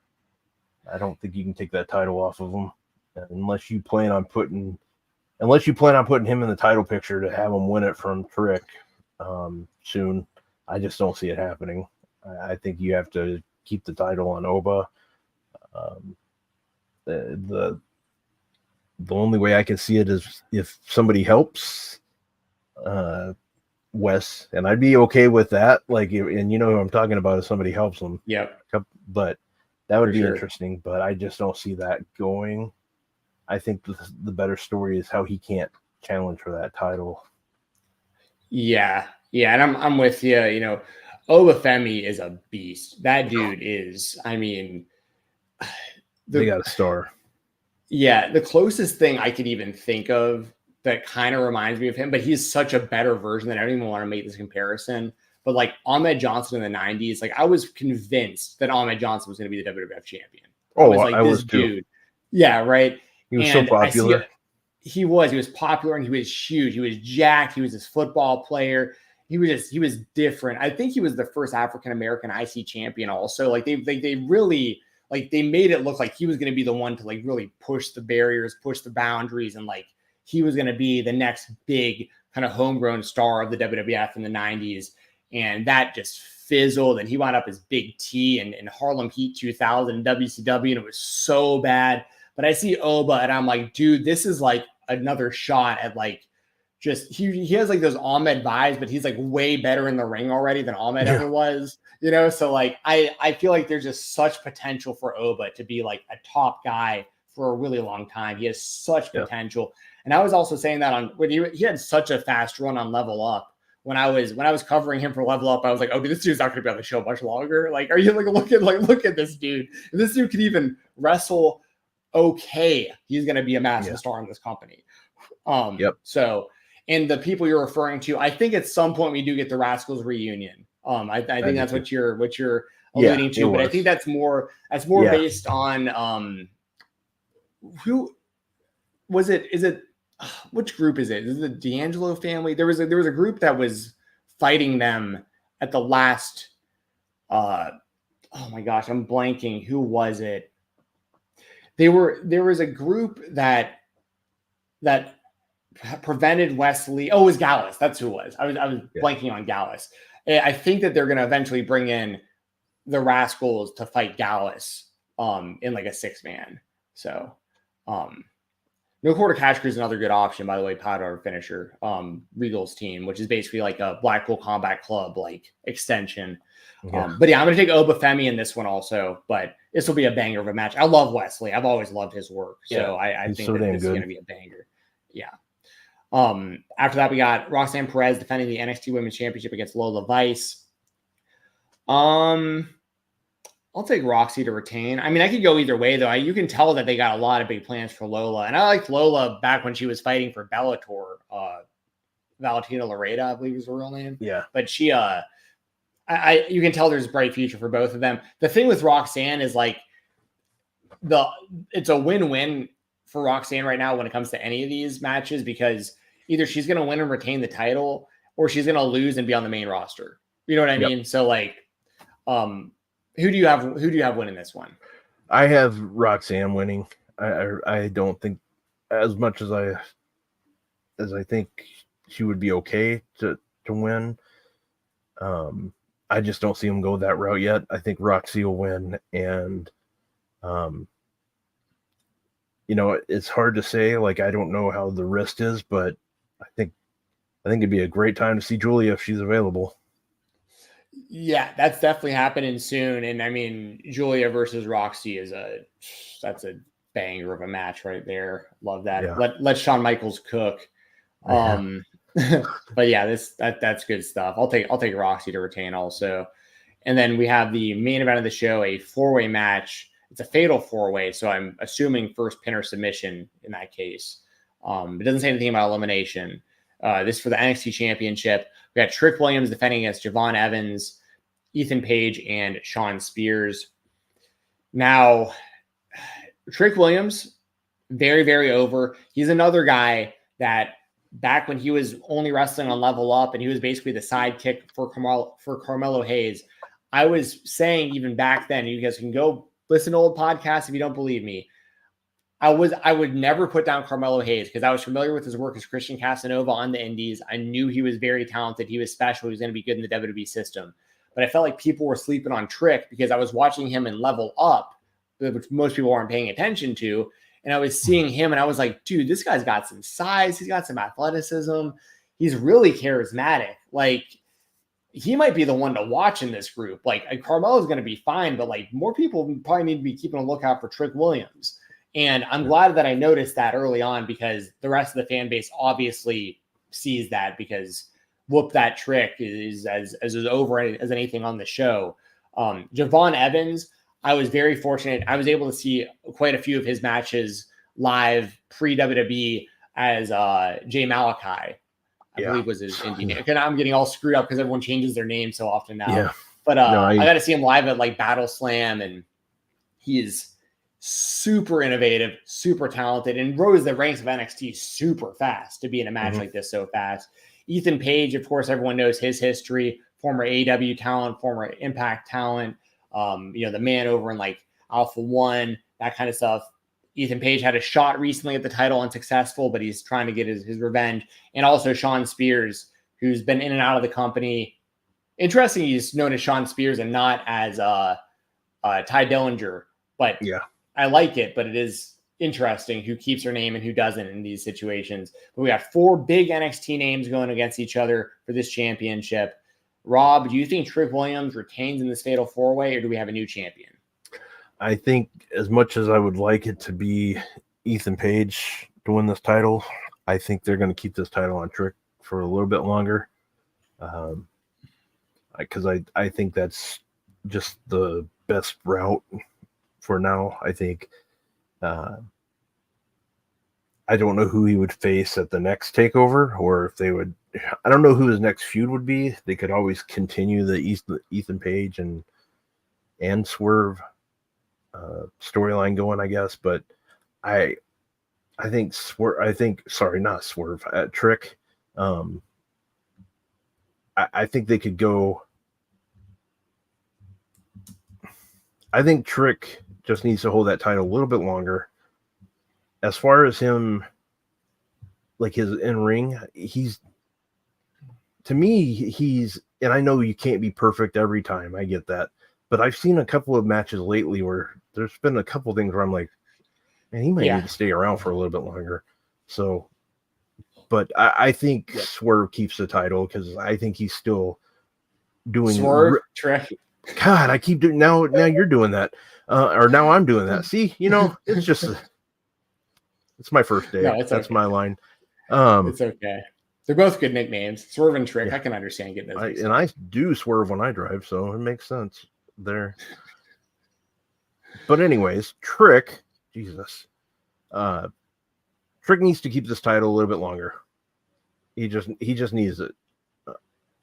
So I'll stop talking about him so I can stop saying Jesus. No, I think that Trick Williams is probably the move to retain. I'd love to see Javon Evans just kind of like underdog, wild card, like just become but I feel like he's too new to the show.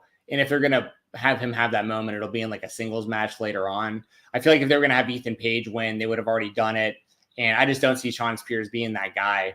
I'm nothing against Sean. I just feel like if given these four options, you might as well keep running with Trick. And also, I'm with you, by the way. There have been some kind of shaky moments in some of his matches where I've been like, oh, that wasn't exactly how I think that was supposed to go. But that's the whole point of NXT, right? Is like, that's where you can make little mistakes. But he's also so over that like the fans can just overlook it. Unless it's like a catastrophic botch. They're just there to have a good time. Yeah. Absolutely. And I'm just saying I caught it a couple of times. And like, as far as like what I said, like about Trick, a couple of weeks ago, I was congratulating Kip Sabian for his free agency with the Motor City Machine Guns. So that tells you how I do, There you go. And it's Chris Sabian. So, it's Christ, like Kip Sabian, just, we have fun on these shows, right? So yes. But that was about to have some. Yeah. We're going to have some more fun. We're going to talk some AEW. We'll probably go till about 10:30, Rob, if that's okay with you. About another 20 minutes. Oh, that's fine. Yeah, I'm okay. Enjoying myself. So cool. Since there's no interview this week, we'll keep the topics going for you guys live. Let's move on to AEW. Over 1 million fans and a great number in the demo tuned in. And it was a great show. And I think it's been a run of great shows. AEW last night. What, are you laughing at the bumper? I always pop at that. Just the other one is even better. This one right here. I'm old and I'm fucking tired and I work with fucking children. I'm tired of wrestling these kids that think they know everything. That was good too. Bill. So AEW last night, I thought it was a great episode of Dynamite from top to bottom. Saw a lot of praise online as well. I think everyone really enjoyed the show, or at least that's how I felt about it. I'm sure there's haters out there, people that don't like AEW no matter what they do, but I think that this was a damn good show. We had some returns, some heel turns, some good promos. One thing I want to mention real quick before the actual topics that we're going to go over, I really want to give just a shout out to Britt Baker. Obviously, it doesn't need a shout out from me. What's that really mean at the end of the day? But I just wanted to put it out there to anyone who might have missed her speech last night. It sounds like she went through some real hell over like the last year, basically. And there was a lot of speculation on like, where is she? Is she injured? What's wrong? Why is this taking so long? Is she having a dispute with the company? Is something up with her and Tony? Like blah, blah, blah, blah, blah.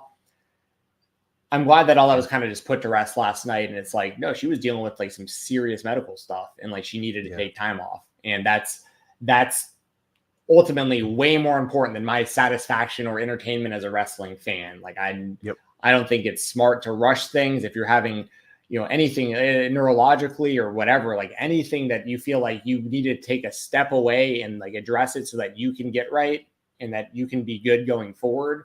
That's what needs to happen. So like, I'm glad that Britt's back and she's healthy. That's awesome. And I thought that her face-to-face with Mercedes Moné was the best thing Mercedes has done since joining AEW. I'm more excited for her right now than I have been her entire run up to this point. Nothing against Mercedes. And I love Willow. So like, it's nothing like I don't like Mercedes or that, but I think last night was like her real arrival because people really want to see her versus Britt. And I think that the two of them have really good chemistry with one another already. And it's going to be clear that Mercedes can lean into being a heel in this story. Britt's going to be over as a babyface, but obviously Mercedes is still going to always have her fans. So like, I liked everything about this. So once again, welcome back to AEW to Britt Baker. And I thoroughly enjoyed that back and forth between her and Mercedes last night. Yeah. Mercedes needed her because in my opinion, because it was just kind of one of those things where it's like, man, just something's just not adding up with Mercedes. And last night we saw where this is headed, and I mean I think it's obviously headed towards All In, but they worked well. Plus we got, I don't know how many times they called each other bitch, so it's whenever that happens, like, you're getting a good feud. So It's getting real.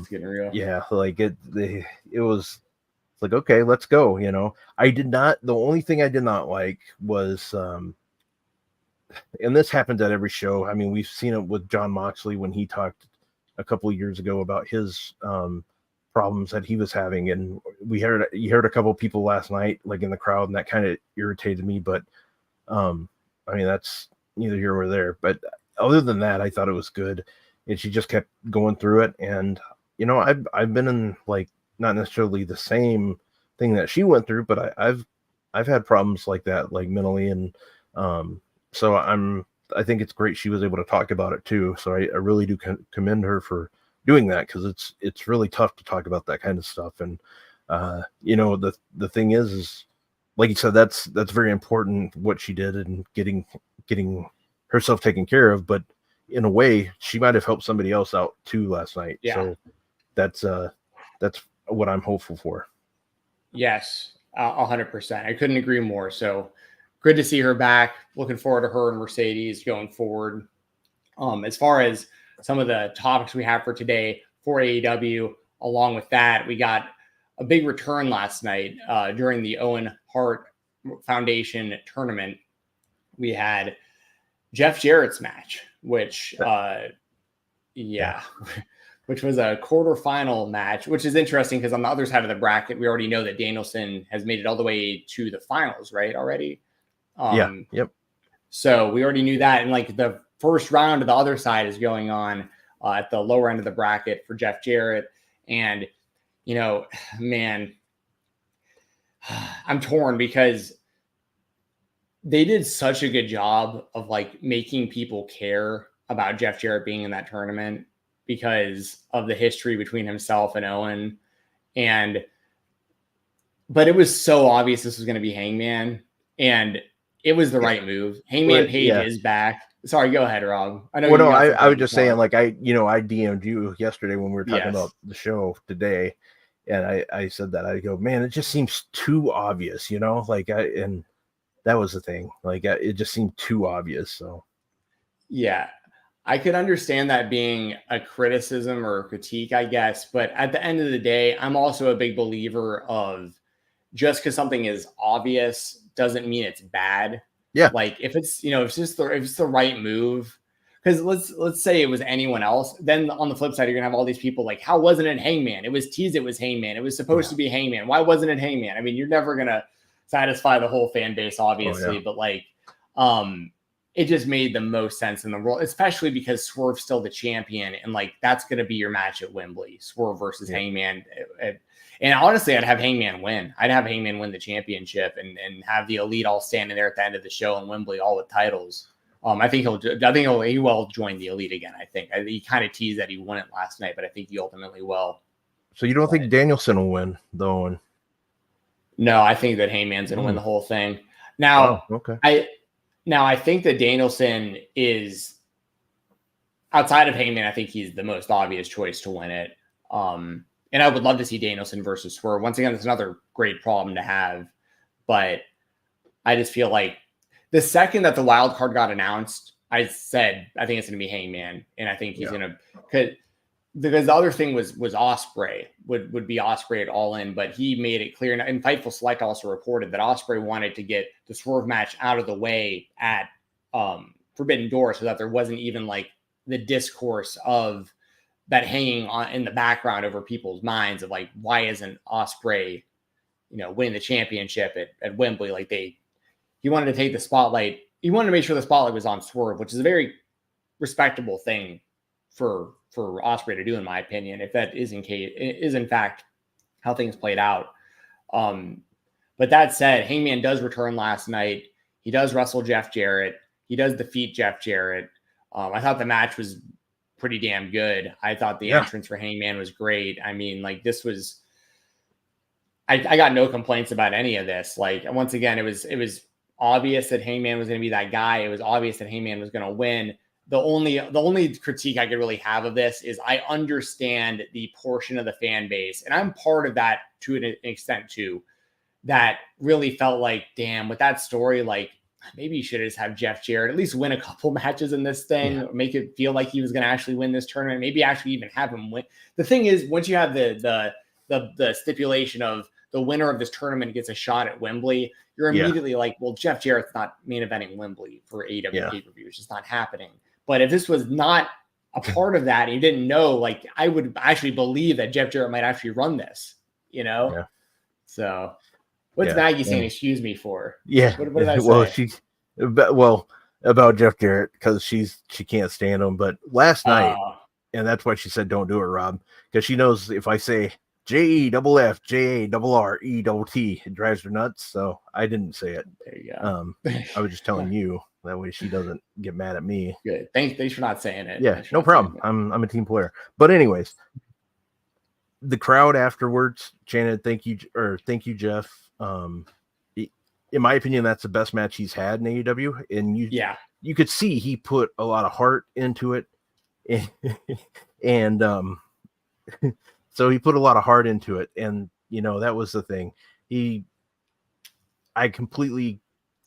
would have been perfectly okay if he would have won like last night. I would have been like, did not expect that to happen, but it was one of those things, like, emotionally, because I've actually had the opportunity to see Jeff Jarrett and Owen Hart team before. So and I've there's a couple of things that I remember about that match.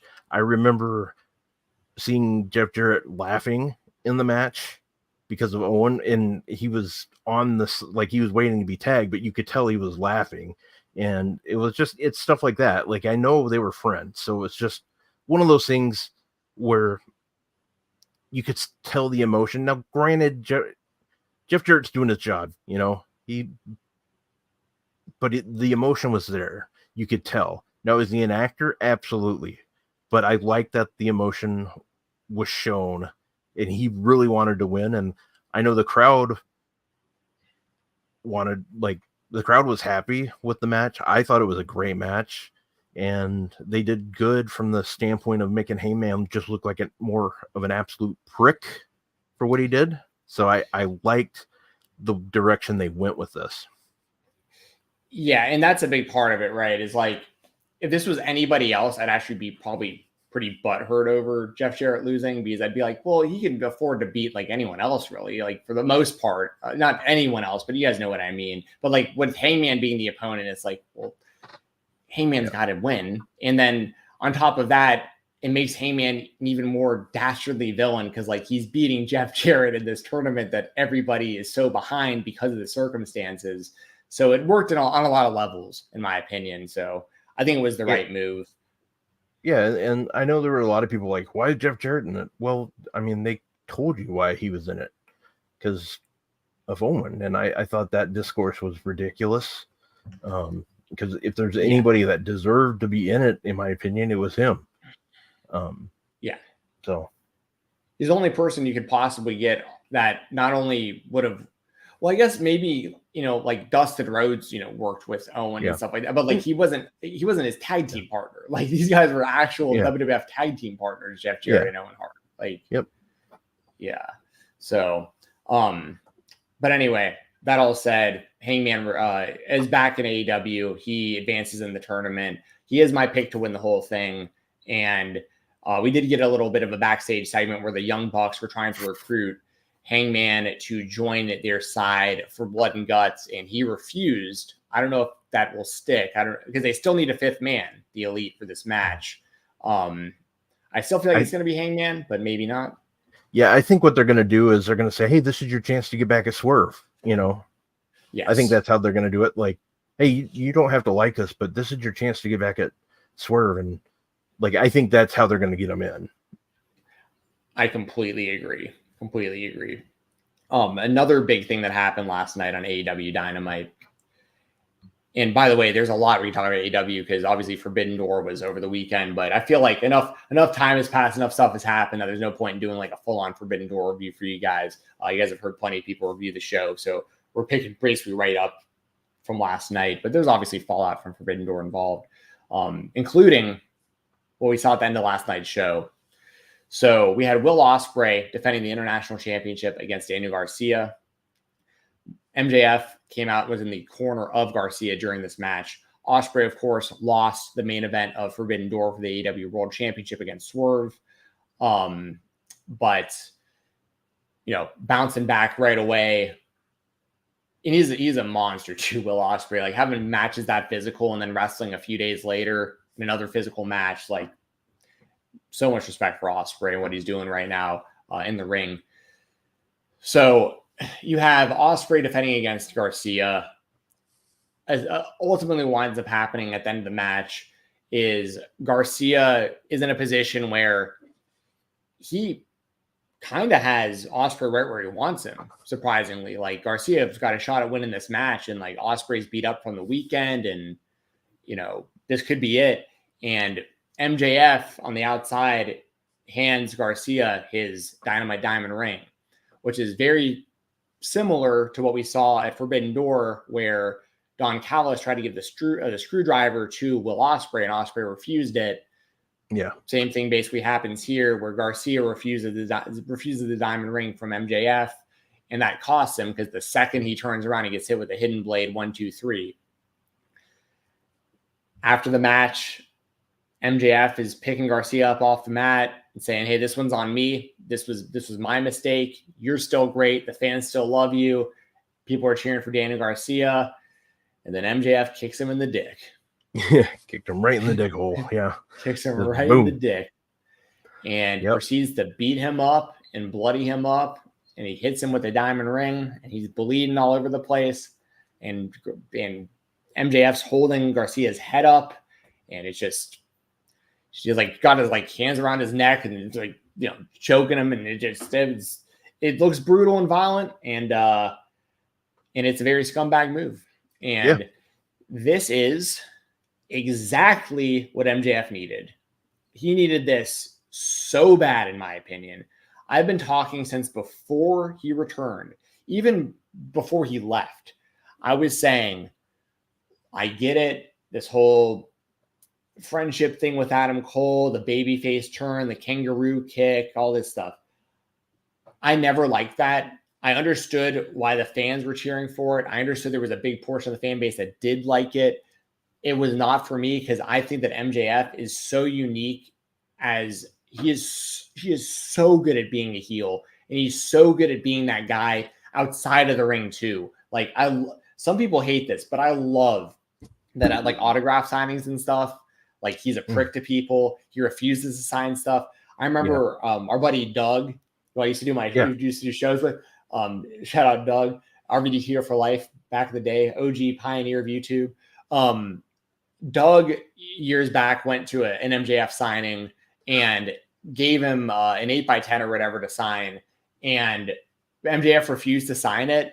So Wardlow signed MJF's signature on it and handed it to Doug. And I was like, that is the most heel. Like, you're paying for MJF's signature and then Wardlow signs it for him. Like, that's such a great heel move, though.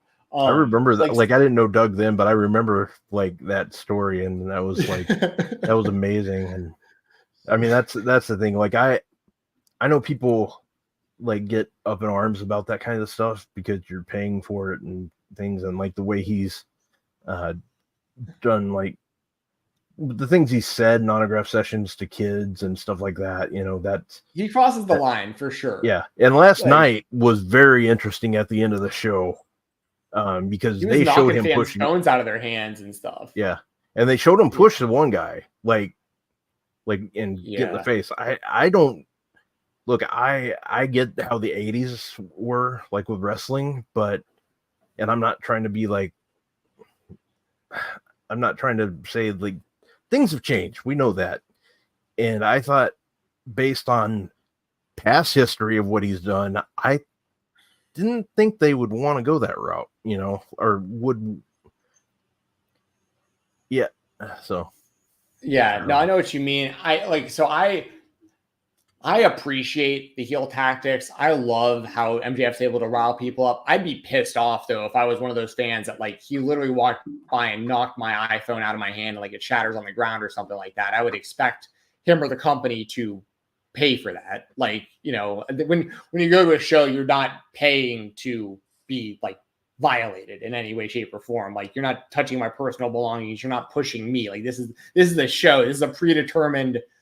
I'm just going to use the word because people hate. This is a fake. This is fake. At the end of the day, like at the end of the day, like when you real like the bumps are real. It's predetermined. I'm not talking crap about the art of professional wrestling, but it is fake from the sense of like MJF should not be actually shoving fans because like, listen, I as a fan watching that, it's very entertaining to me, but at some point at one of these autograph sessions or in the building, imagine he messes with the wrong guy.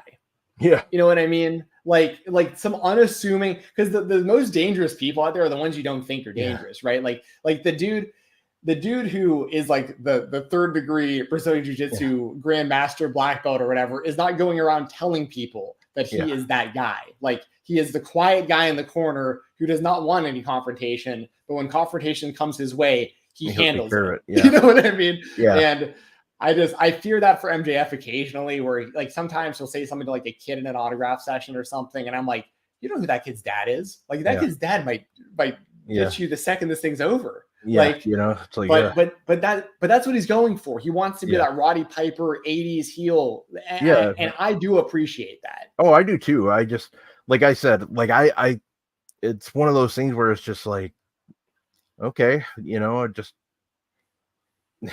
I can see both ways. I see like from a wrestling standpoint, I like it from the 80s like aspect, because I remember watching like the crowds just they wanted to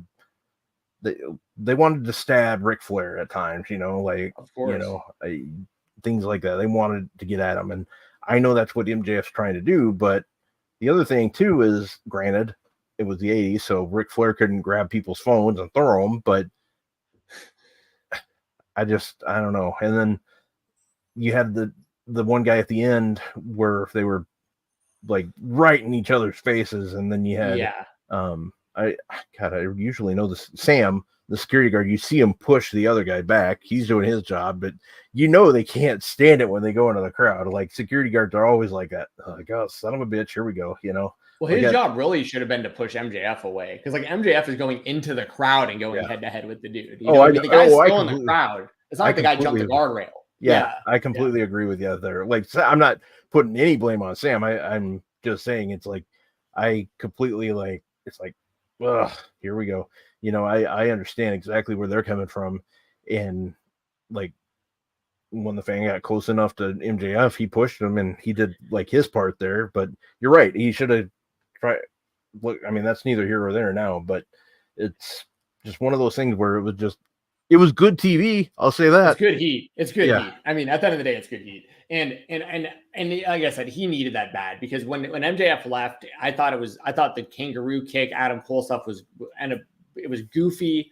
I did not like them being the ROH Tag Team Champions together. I hate the way that this whole devil thing is played out in the Undisputed Kingdom. I think I was saying before he returned, I was like, I'm fearing for MJF, because he's coming back to a lame duck storyline with this Undisputed Kingdom thing. Adam Cole still isn't ready to wrestle. You can't even really pay that off. And I think that the babyface thing ran its course anyways, and he needed to turn heel. So they have had MJF and Ospreay go face-to-face recently heading into Forbidden Door. That got massive pops from the crowd. That's a match we all want to see. That's a match I'm assuming we're going to get it all in. It's going to be Ospreay versus MJF for the international title. I'm looking forward to that. That's going to be awesome. Really think it's going to be sweet. And I think that MJF needed this. Like he needed to turn heel. He needed to be vicious. He needed to remind us why he really is a scumbag. It does, in a way, kind of like offset the entire Adam Cole thing and the entire Undisputed Kingdom thing, because like there's no point in even going back to that unless Adam Cole comes back as a babyface, and it's like, look, I was the good guy the whole time. I told you guys, like, this guy was a scumbag. Yeah. Which I guess they could go that route. They could go that way. But, yeah. Yeah. So I could see that maybe, but like at the end of the day, we're also just kind of past that. And once again, Adam Cole isn't wrestling. So like, I don't know. Sean Gardner says, does MJF beat Ospreay? Dude, that's a good question. That's a damn good question, because that's going to be in Wembley. I feel like if you want to get more heat on MJF, like you might as well have him do it. But my fear is that, my assumption is that they're going to try to slow play this similar to Cody from WrestleMania 39 to WrestleMania 40. They're going to have Will Ospreay penciled in to be in the world title match next year at All In at Wembley, is my guess. Now, a lot of things can happen in a year. Contract disputes happen, injuries happen, people get hot, people could wind up in the company. Maybe somebody gets released from the WWE within the next year and he's super over and they got to go with him next year. Like, who knows? You never know. I feel like it's a risky play to wait another year when you basically signed MJ, or you didn't just sign Will Ospreay for this specifically, but a big reason you signed him is so he could be the headliner of your biggest show every year in front of his home people. So like, I feel like it's kind of a missed opportunity that he's not in that spot this year. But if it's him versus MJF, international title, I'm not going to hate on that. It's going to be a banger match and the crowd's going to go insane. Oh man. It's tough. That's tough to beat him at home though, like that. Especially if Hangman's going to beat Swerve. I'm assuming Hangman beats Swerve. Because the other thing is, like, if Danielson wins this whole thing and Danielson beats Swerve, I could see it more likely. My point, I guess, really is, Rob, that I don't see them having MJF beat Ospreay and also and also Hangman beats Swerve. I don't think that they're going to have like an entire show of like the heels beating the baby faces and have this crowd just like kind of like angry or bummed out throughout the show. While I think that MJF beating Ospreay is actually a really good idea, I feel like you got to have Ospreay winning in Wembley and continue to build for him winning the title next year in front of that same crowd. But the other thing I hadn't even thought about that. The other thing you need to think of in this situation is with Ospreay winning, you have to think of it from a business standpoint too. Ospreay winning, that gets the fans happier, so they're more likely to buy tickets next time for Wembley. So I think that would probably be the best way to go. That's just how I would look at it from a business standpoint, because you want to make the fans happier. So that's just how I would do it. But before MJF and Ospreay, like, I thought they were headed towards. Honestly, I thought they were headed towards Ospreay versus Ricochet is where I thought they were going. But. Yeah, I mean, that's another good point. Is like, when's Ricochet coming in, and how fast do they pull the trigger on Ospreay versus Ricochet? Because those matches that those guys have had years ago they're not everyone's cup of tea, because they are very quote unquote choreographed in a lot of ways. I get that that's not, but like, regardless of what kind of wrestling fan you are, I feel like you have to, at the very least, you have to appreciate the athleticism. And like, you're watching a real life, Matrix fight scene happen live with one take in front of a live audience. And these guys, I mean, that's the kind of thing you're looking at, So like, and by the way, I'm a huge fan of it. I love the Ospreay and Ricochet matches. Like, I'm not a hater of that at all, but I know that some people aren't into it. But I think that there's going to be a lot of people who are pretty mind blown when they get to do their thing in AEW. That's a good point, though. I don't know when that Ricochet is coming in. Yeah, but they're going to definitely do Ricochet versus Ospreay on a big show. Yeah. But yeah, once again, MJF turning heel. I think he really, really needed that. And I'm glad that we're at where we're at with that. He is way better. He is infinitely better, in my opinion, as a heel than he is a baby face. Yeah, definitely. It's not even close. Do you think, like based on Fightful Select report yesterday about Daniel Garcia, do you think, yesterday was a way for them to write him off until like they do contract negotiations? Or maybe I don't think this is the case yet. I think, if anything, I think it's just maybe a thing for temporarily. Like, maybe he's taking time off. I don't know. But do you think it's a way to write him off because of the contract stuff? Because that seems just really quick. But I don't know. Like, it's the timing's like just weird. Yeah, that's a good point. It's even weirder because like, MJF literally challenged Garcia to All In last week, leading you to believe there's some sort of plan for Garcia going forward. But it's also a good caveat. Like, it's a good way of like, it's like a red herring where like it's getting more interest and more, how do you say it? Like, people, it keeps Daniel Garcia in your mind as like a guy who got screwed over. Like, he was going to have this big match with MJF, and then MJF took it all away from him with what he did.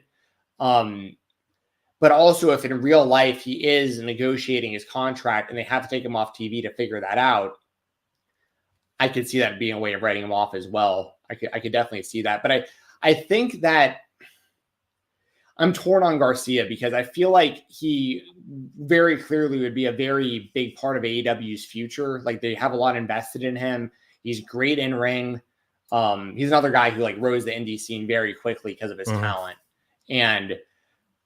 But I could also see him thriving in the WWE. I mean, like, he's a guy who I think would fit in anywhere, but I feel like he has a lot of unfinished business in AEW. And I think that in AEW, his road to being that guy he's already on that path. Like, Garcia right now could be perceived as a guy who already could main event big shows, be a credible title challenger, maybe not be the world champion right now in this very moment, but like, he's a guy who like is at least in the mix to some degree. In the WWE system, it would be a long climb. He'd probably have to deal with NXT and then deal with having to get over on the main roster and be on there for years before they really, really went with him. So, you know, and then like Eddie James says, you have someone like Ricky Starks who, you know, in my opinion, I think should go to the WWE, just my own personal opinion, because for whatever reason, he's been stop-started so much in AEW that I feel like him and the fan base and Tony, I just feel like everyone's just not on the same page with him. And he's got that link to Cody, and he's always been like, you know, he's a WWE fan growing up. And so I just feel like Ricky, this is like kind of a fresh coat of paint for Ricky. So I see guys in different scenarios. I feel like Daniel Garcia would be better served to stay in AEW and try to like, quote unquote, like kind of finish his story in that company over the next few years and then maybe make another decision. But I could see Ricky Starks jumping like right now, if that makes sense, over to WWE. So. Yeah, yeah, 100% on board. And, you know, Maggie won't like this, but I think Wardlow, I think the second he can go, I think he's gone too. He used to be like, I can see that. He used to say he would never go anywhere, like, but now I think that's completely changed. That's my opinion. I'm not saying I know a damn thing about it, but I just think you see what happened after the MJF match at Double or Nothing, and I think it was Double or Nothing, but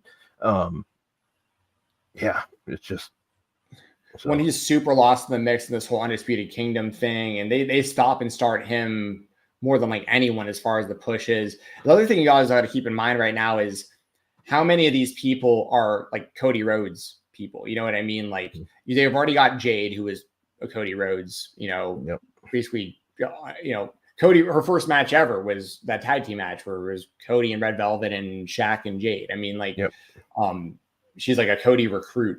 Ricky Starks is one of Cody's best friends in real life. You don't think that, you know, you don't think Cody's putting in a good word. Ethan Page is one of Cody's best friends. Like, you've seen him Sean Spears. Sean Spears. I mean, yeah, exactly. I mean, they're getting the band. Yeah. Yeah. But I mean, it just makes sense, right? Like, Cody is literally the top guy in the entire industry right now. And if his friends are looking for jobs and they're talented, at the very least, WWE is going to listen to Cody. It doesn't mean like every person Cody recommends is going to get hired, but like, it definitely goes a long way versus like not many people really saying much about you, or like the biggest wrestler in the entire universe right now going to management being like, hey, I know about this guy. He's going to be available. He's a good dude. We're friends. He's super talented. I think you do good here. They're at least going to take a look. You know what I mean? So like, and so like Wardlow has that WWE look, obviously. So it's just, so yeah, I could definitely see Wardlow in that boat for sure. So yeah, that's probably a good stopping point on AEW, unless there's any other AEW topics or anything you want to cover before we talk a little indies before we get out of here. No, I think that's it. Somebody asked earlier about when Blood and Guts was. It's July 24th. So yeah, in Nashville. Yes. Yeah, that's close to me. I used to live in Nashville. I love that Bridgestone Arena. Been there many times. That should be a good venue. I'm sure I'll have a lot of friends there at that show. So if you're there, take some good pictures and stuff. I'll keep a lookout on social media. I'll try to like retweet people that I know are there. It's a nice arena. But yeah, Bridgestone's great. I used to go to a lot of Preds games years ago, like when they weren't good, because I used to be able to go sit on like the glass for like, $30 or whatever, $50. Now you can't pay that to even be in the last row because like the team's actually good, Yeah. But yeah, it's a great stadium or a great arena rather, and it's a great wrestling venue too for sure. Yeah. So I'm looking forward to that. All right, let's move on to some indie topics before we wrap on up. I want to give a big motherfucking shout out. MDK. Now, as we mentioned throughout the show, I'll give you another reminder before we talk indies. We are giving away Wrestle Rumble entries. We have a couple people who have put Wrestle Rumble in the chat that have shots at winning free entries for Wrestle Rumble's Money in the Bank Pick'em contest. I'll put that on the screen one more time here. The top prize is $500. First, second, and third are all going to win $500. You can also do a $1 entry to win tag team replica title belts. So jump on to WrestleRumble.com, get involved with the contest. If you want a free entry for the Money in the Bank Pickup contest, all you got to do is put the words Wrestle Rumble in the chat here live this morning, right now during the show. I picked 3 people that say Wrestle Rumble, and you're going to get free entries. As far as the indies go, we're going to talk some GCW today. We had 2 GCW events over the weekend. We had GCW No Sleep 2020 and GCW Crime Wave 2024. But I say 2020, GCW No Sleep 2020. I thought you were going to say 2024. So I was just like, I'll let it go because what do I know? GCW, both of these shows happened in 2024. They were this past weekend. We had GCW No Sleep and GCW Crime Wave.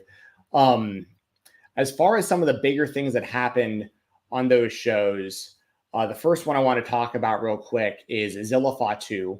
There's obviously a lot of spotlight right now on the bloodline, and Zilla is the member of the family right now that is the most showcased as far as like on the indie level.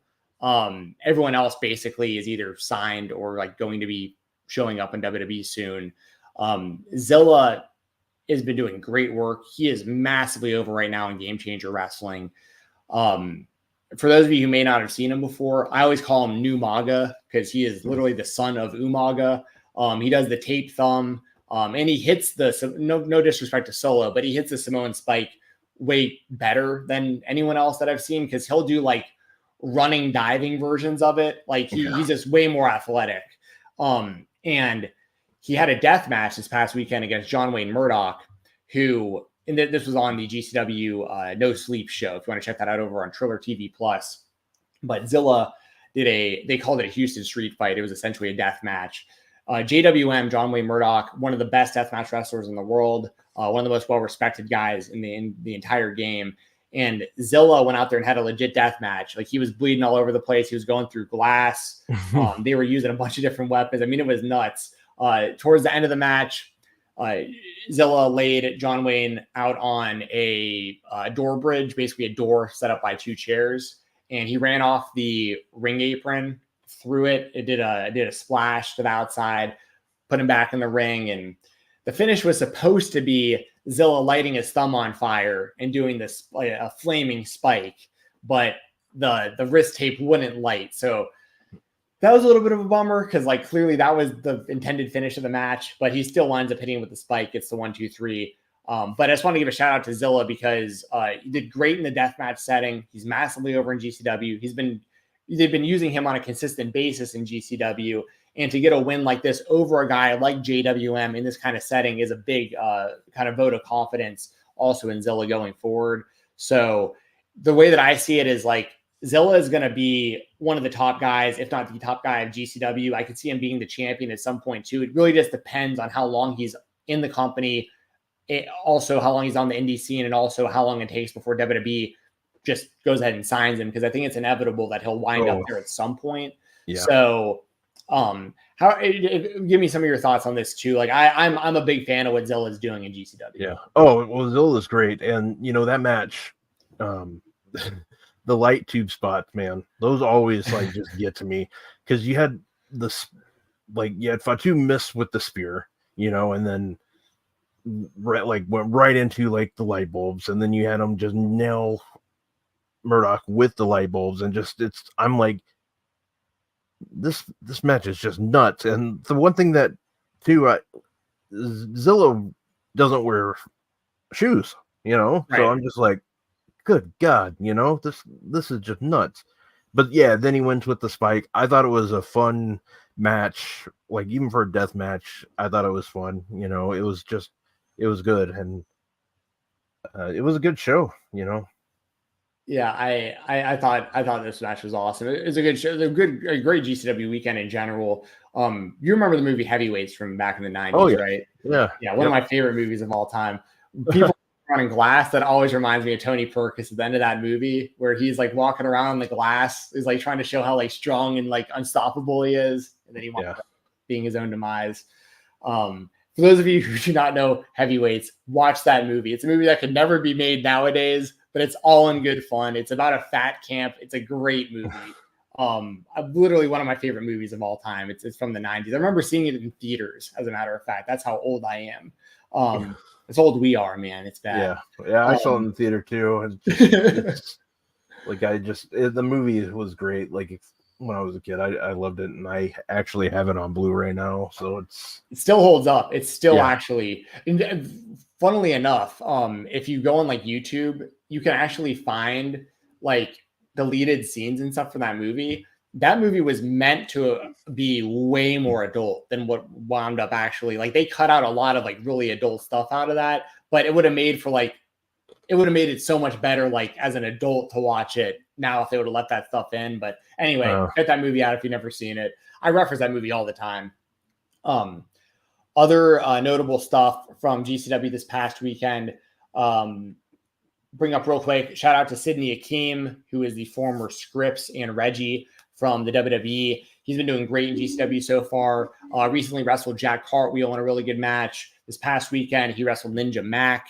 Stylistically, it makes perfect sense. The guys he's wrestling like the most athletic dudes who do crazy flips, and that's what he's known to do too. Sidney Akeem gets the win over Ninja Mac with the backhand spring RKO or cutter or whatever that he does.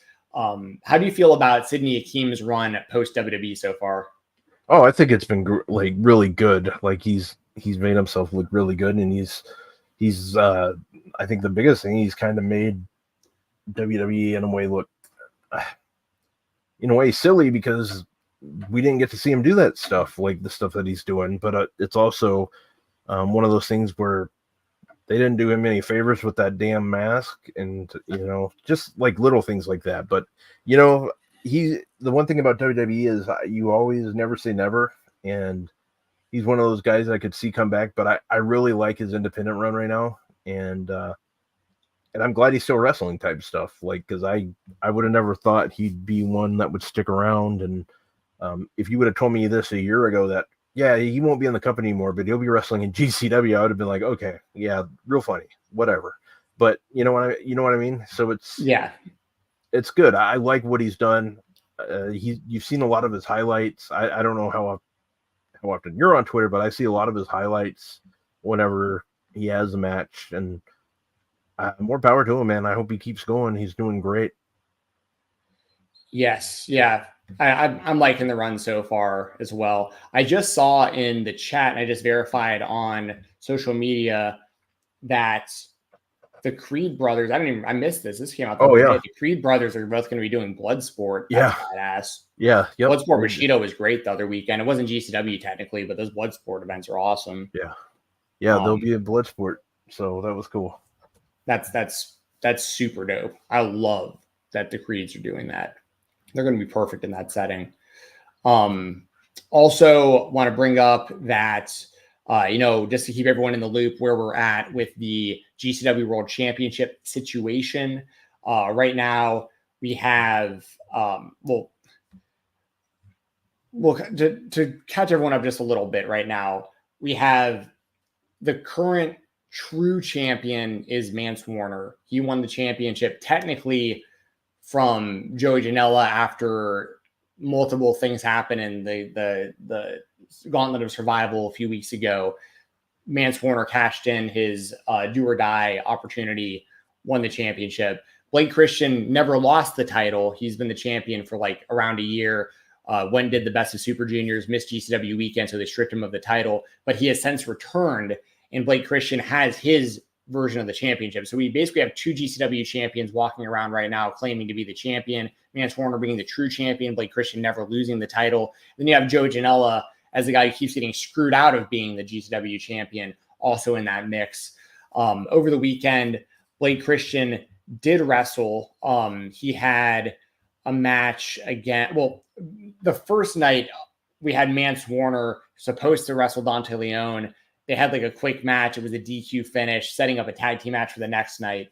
But the next night on Crime Wave, Blake Christian wrestled Sam Stackhouse.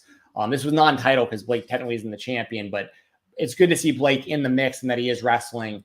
And we do know there's going to be a triple threat, I believe a ladder match soon. Blake Christian versus Mance Warner versus Joe Janela to finally just put this all to rest and crown the actual, for sure, undisputed GCW champion. But along the way, we also just found out, I believe yesterday they put out the news, maybe 2 days ago, in Toronto tomorrow night for GCW, we're going to have Mance Warner versus Blake Christian, but it's non-title. So like they're not resolving anything with that match, but we are getting that match. So, so we'll see how this all plays out. I mean, it's interesting because Blake and Mance are both heels. Joey's a babyface, so it's an interesting dynamic.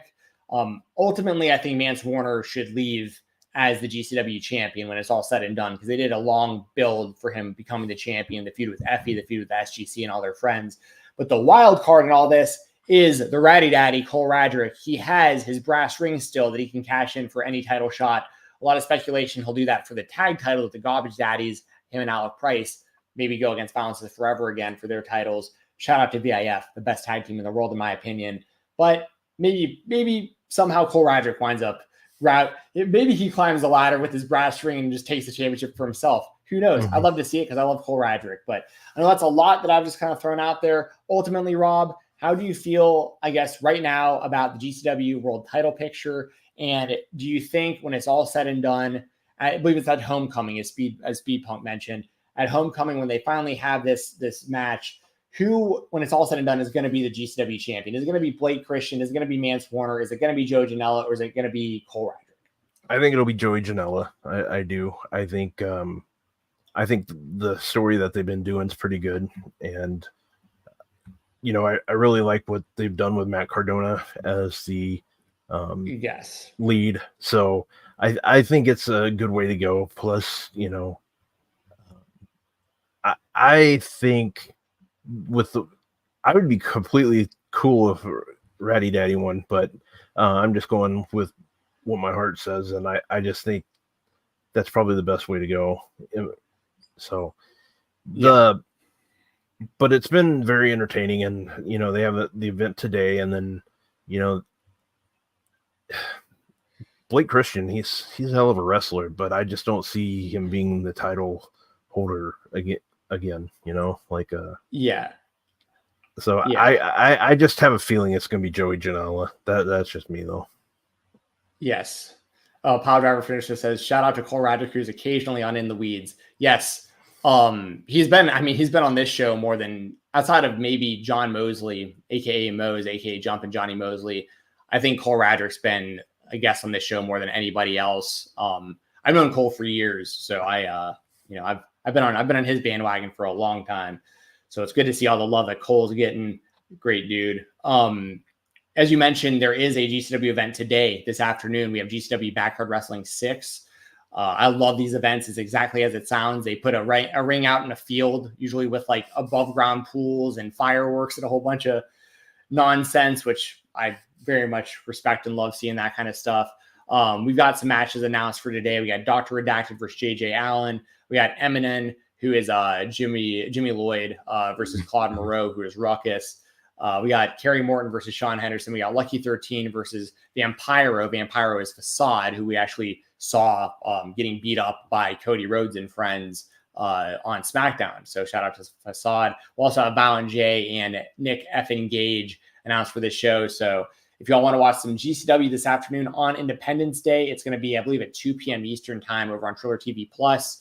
I'm not endorsed or sponsored by Triller TV Plus to tell you to sign up for the platform. Just I think it's a good idea if you're a fan to probably go ahead and do that. I am sponsored by independentwrestling.tv. You can use code Fight Talk over there if you want to check out that service. Let them know that I sent you their way.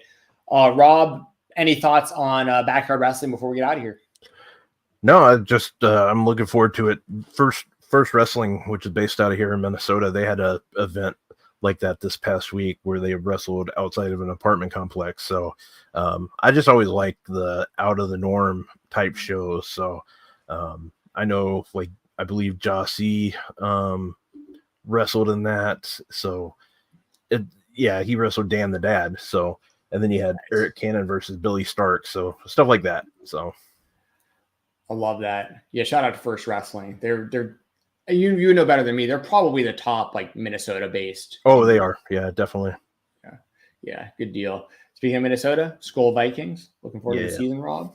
Yes, and sir. Before we get out of here, man, let everyone know where to find you. Guys, you can follow me at Rob Wilkins on Twitter. I'm also on Instagram and Threads at Fightful Rob.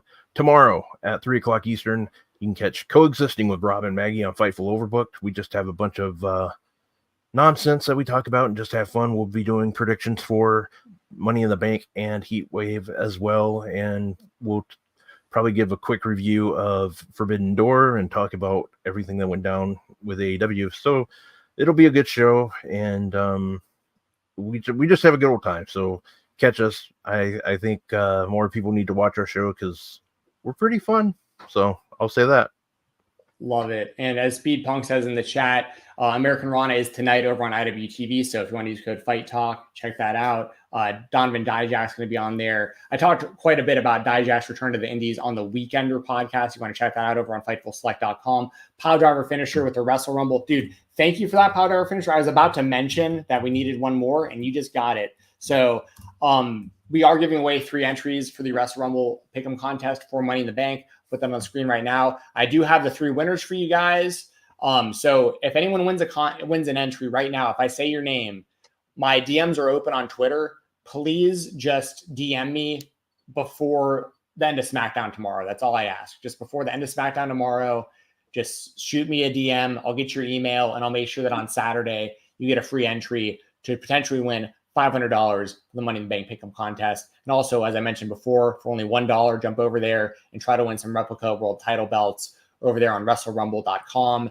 The 3 winners of our Wrestle Rumble Pick'em contest entries are Tyler Deanna, That's Awesome AL, and Pile Driver Finisher.